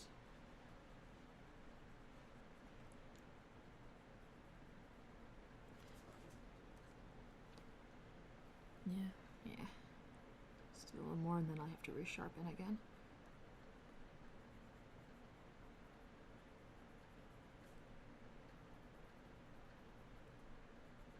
You don't have to resharpen markers. That is one nice thing about markers.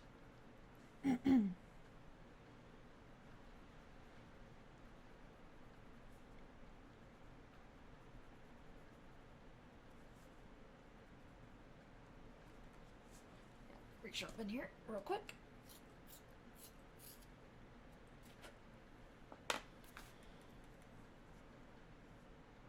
Right here, this nice overlapping leaf.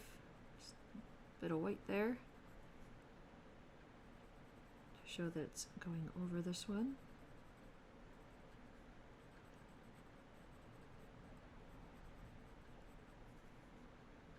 Now we're overlapping there. Emphasizing shapes and the interplay of different elements of the drawing.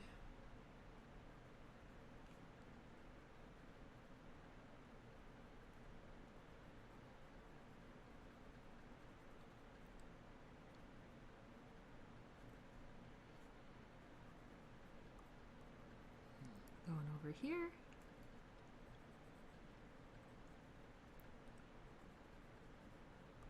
Almost there.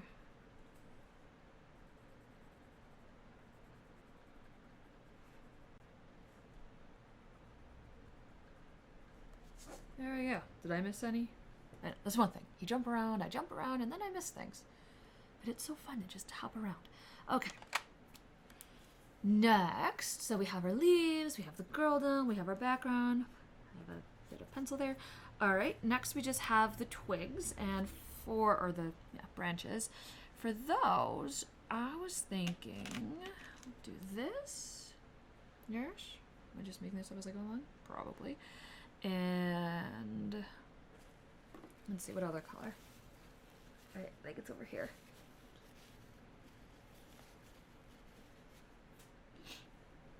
Here it is. There it is. Okay. I know. I should organize before I do this, right? All right. Okay. So I'm going to take this first. Make sure I get the correct side. And is that a twig line? Oh, where's another line? I drew so many twig lines, guys. It's another twig line. Okay. Try again. So I'm gonna take my marker, this brown, and I'm going to just use the very gentle edge or the tip of it.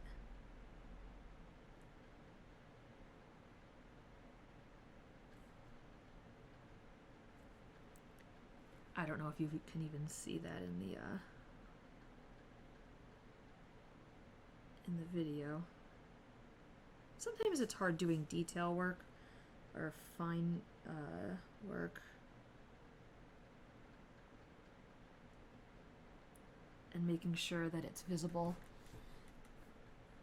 in a video. But what I'm doing is I'm just taking it and I'm just going along the bottom part of the branches.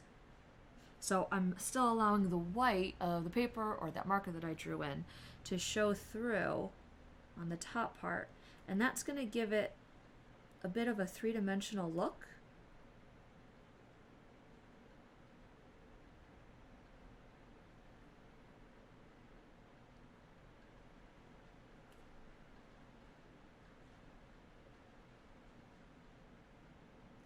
When it's something as narrow as, you know, a branch, sometimes you have to break that, you know, dark, medium, light rule and just go with a dark and a light, just because there's not always enough room. And then for this, do that.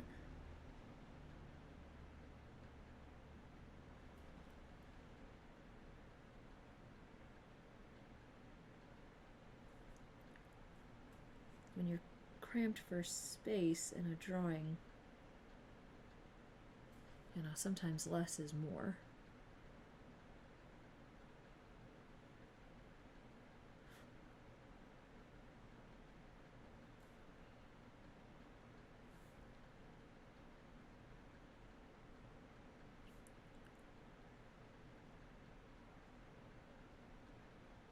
And a little bit there, a little bit there.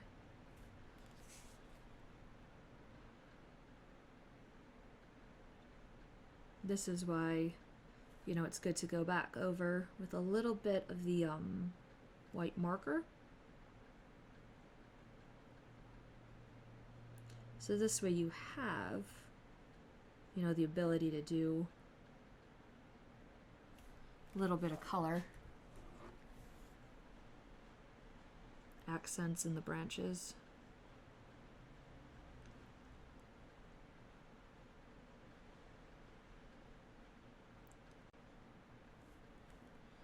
And again, it's not super obvious. It's not a super, you know, garish sort of look. It's very subtle when you're adding just small touches of color like this.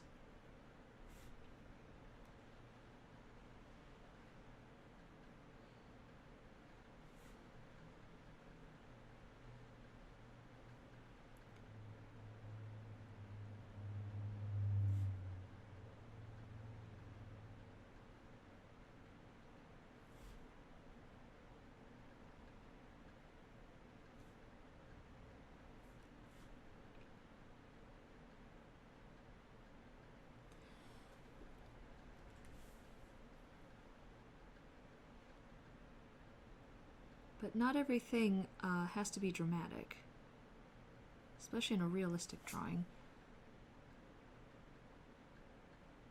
Subtlety almost, you know, speaks volumes when you're trying to go a little bit more realistic.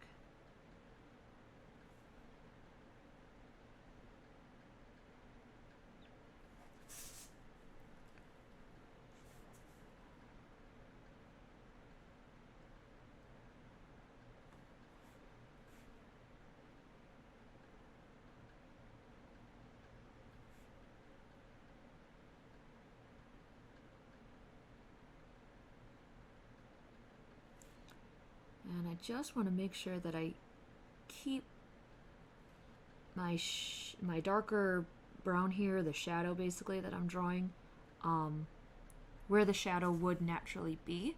Because remember, light sources come from this direction. So it's just sort of good to, even when you're doing these fine lines, be aware of the light source.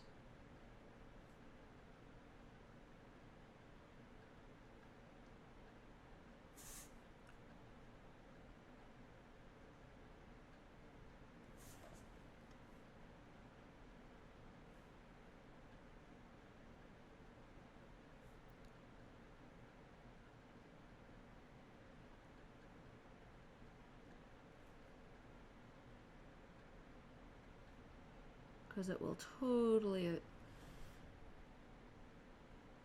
mess around with your sense of realism if you fiddle too much with where your shadows should be. You can a little bit, but it's just good to be aware.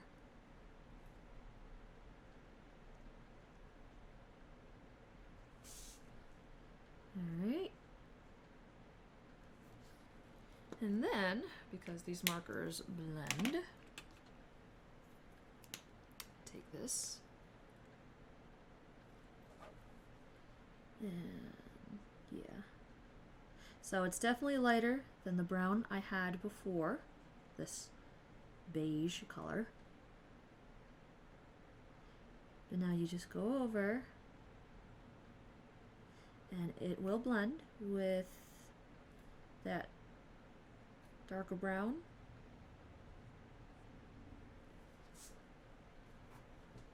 But give it a more three-dimensional look. And here's where I can start going, if I can get this done, go over the white and start going over my edge of it here.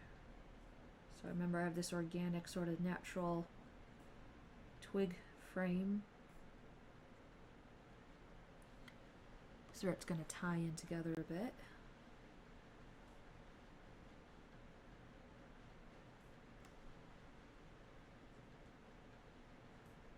And because it's you know, organic, you know, tree branch, I don't have to worry about being precise with my line work. You know, it can move a bit. It can flow a bit.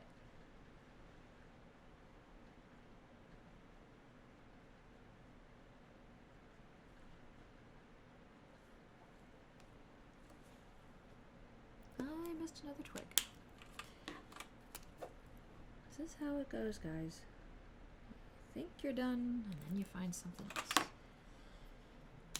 Okay.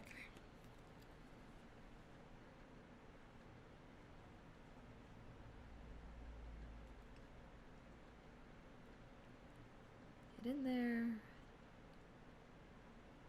And it really does just give a nice effect, I think.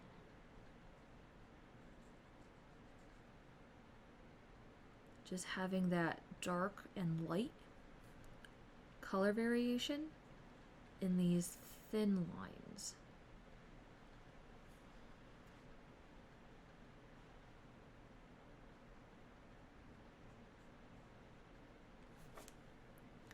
And thankfully, you know, use that darker purple for the background color, so you almost don't have to worry really about going outside of the thin lines that we have here, because that dark purple, you know, if you do go outside the line, the dark purple will absorb it.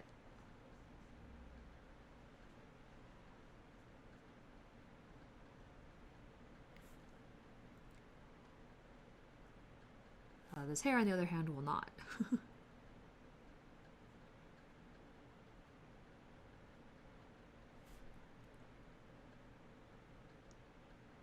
you go.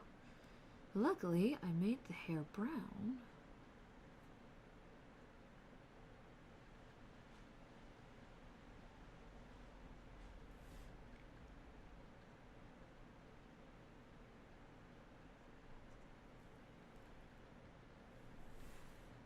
Go back to this white marker now that it's dried.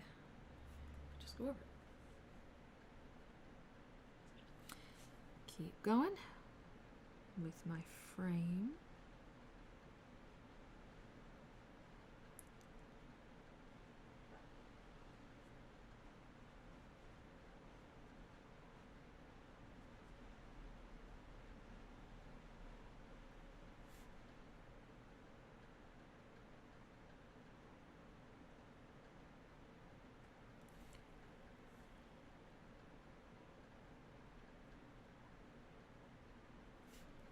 There you go, up here, ready? Whee, right over the top.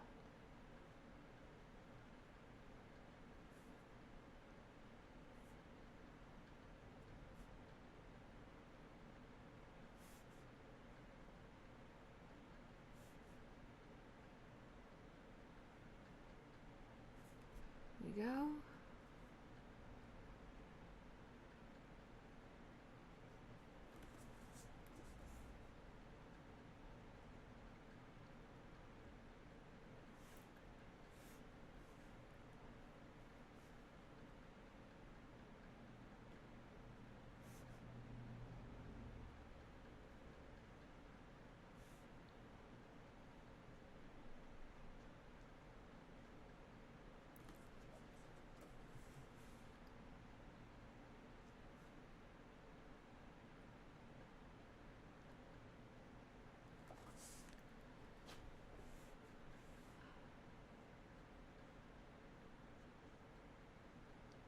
And I like that this brown, you know, it comes in, but it also contains this dark purple background that we have going on. Because that's a really rich, dark, you know, background. Having that, just that touch of, you know, a lighter brown around it, it's nice to encase it a little bit visually.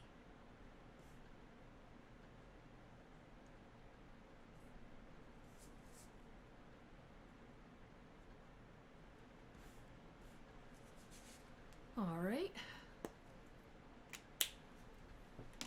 Now, what I'm gonna do is I'm gonna take that same white pencil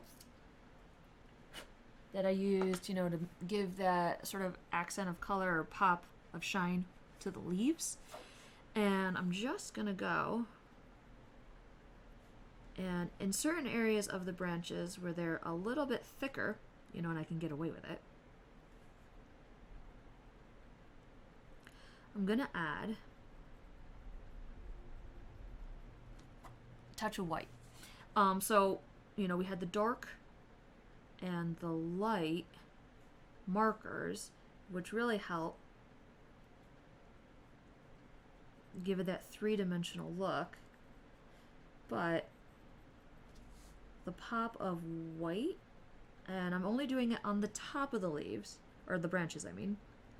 The pop of white will really help sort of deliver that three-dimensional look. And again, you know, you don't have to go with white. You can find a nice, you know, just sort of really lighter variation of the brown coloring.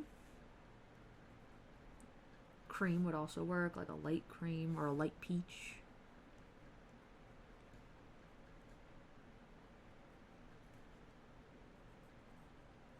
But I just like how the white, you know, instantly delivers that three-dimensional look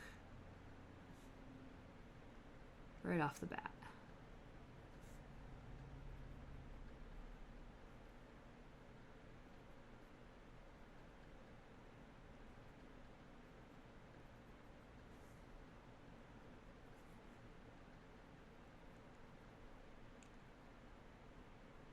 Also, that white marker that I used,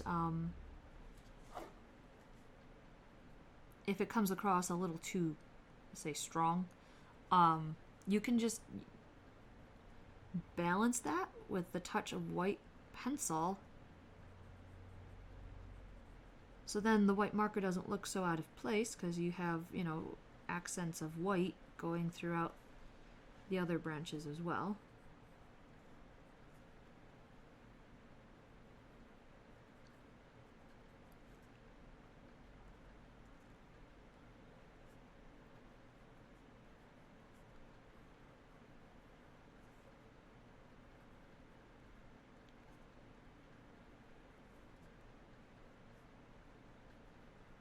Still trying to be a little aware of my light source, so I'm only sticking to one side of the branches.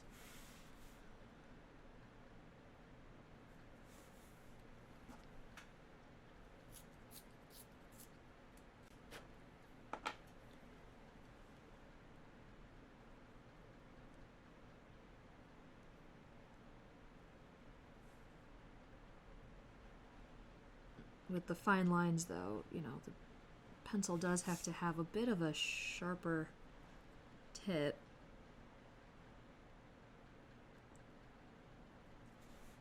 For the effect to work. So you have to keep resharpening it.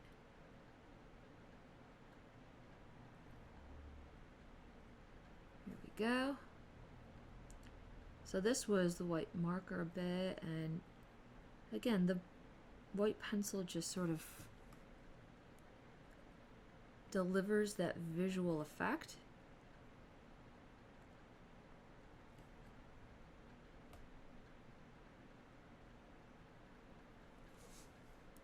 So the white marker doesn't look quite so, you know, out of place if you were worried about the consistency.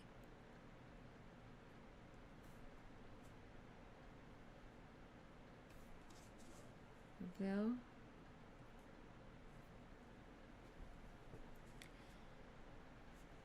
See anyone else?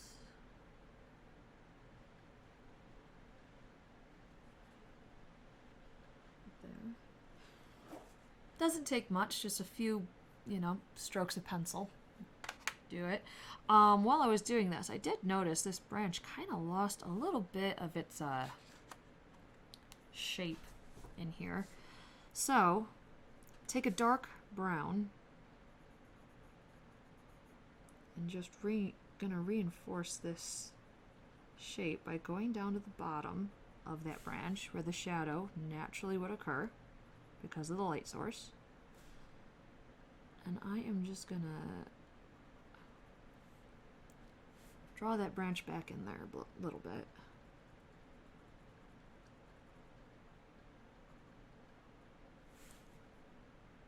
Down here too.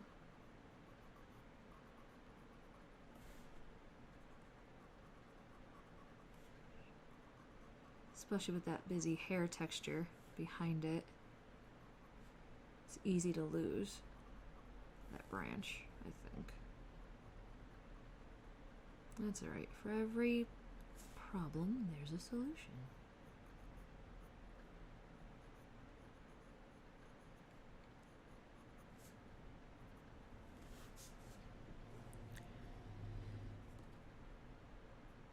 Go back with that hair. This is the same dark brown actually that I used with this hair. And now that I have my leaves done, and the branches done, I'm going to go back, because why not, and I'm going to do a little bit of shadow where the leaves are going over her head, her hair, because I want them to really stand out. You see that? And it looks like they're really coming off of the page and crossing in front of her head. And this goes back to, I don't know if you saw the video where I was coloring her originally. You know, I say don't go too dark too fast because you want to be able to go back later on if you like to layer. And you know, you want to be able to layer your colors. You want to be able to layer what you're doing. Or if we want to add more. If you go too dark too fast, then you can't do that.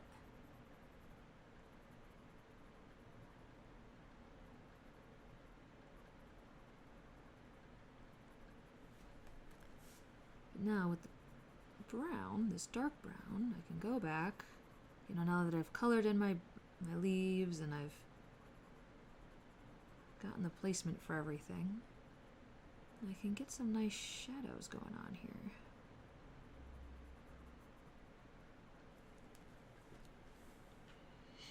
And we have a nice highlight of the branch. So I can use that to help with the effect that I'm going for. See, look at that.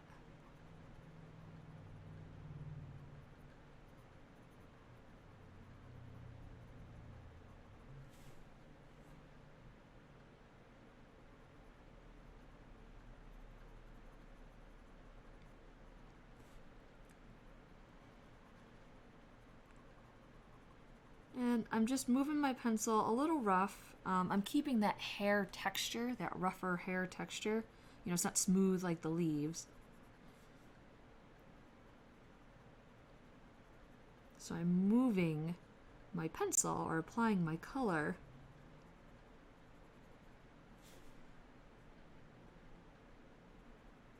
so I get the shadow that I want, but it's still maintaining that hair texture.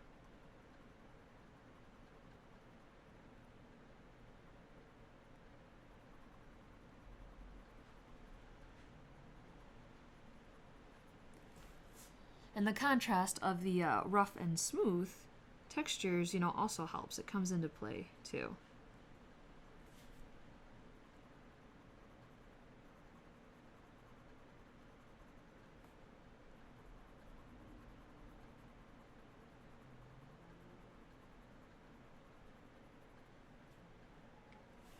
So then, again, I'm just going back to the colors that I used originally to draw this hair. And now I'm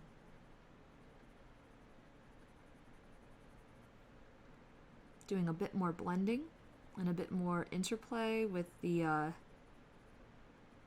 leaves over the top. But this way, you know, I went slow, you know, I was a little careful just to make sure that I got the look I wanted. I got the shadows that I wanted.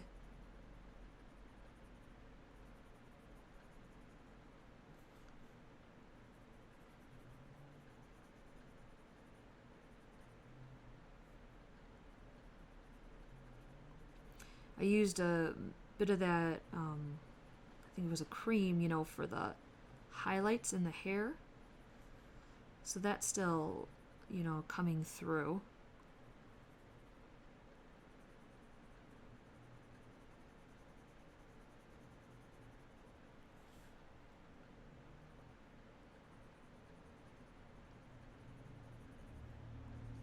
But this just works to have a little bit of shadow underneath the leaves.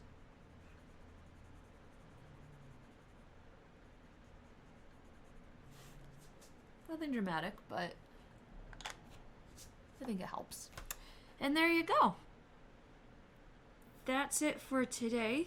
Thank you everyone for visiting me in the studio. I hope you enjoyed coloring along with me, or if you didn't, I will include the link to this coloring page so you can find it for yourself. And I will see you next time. Bye.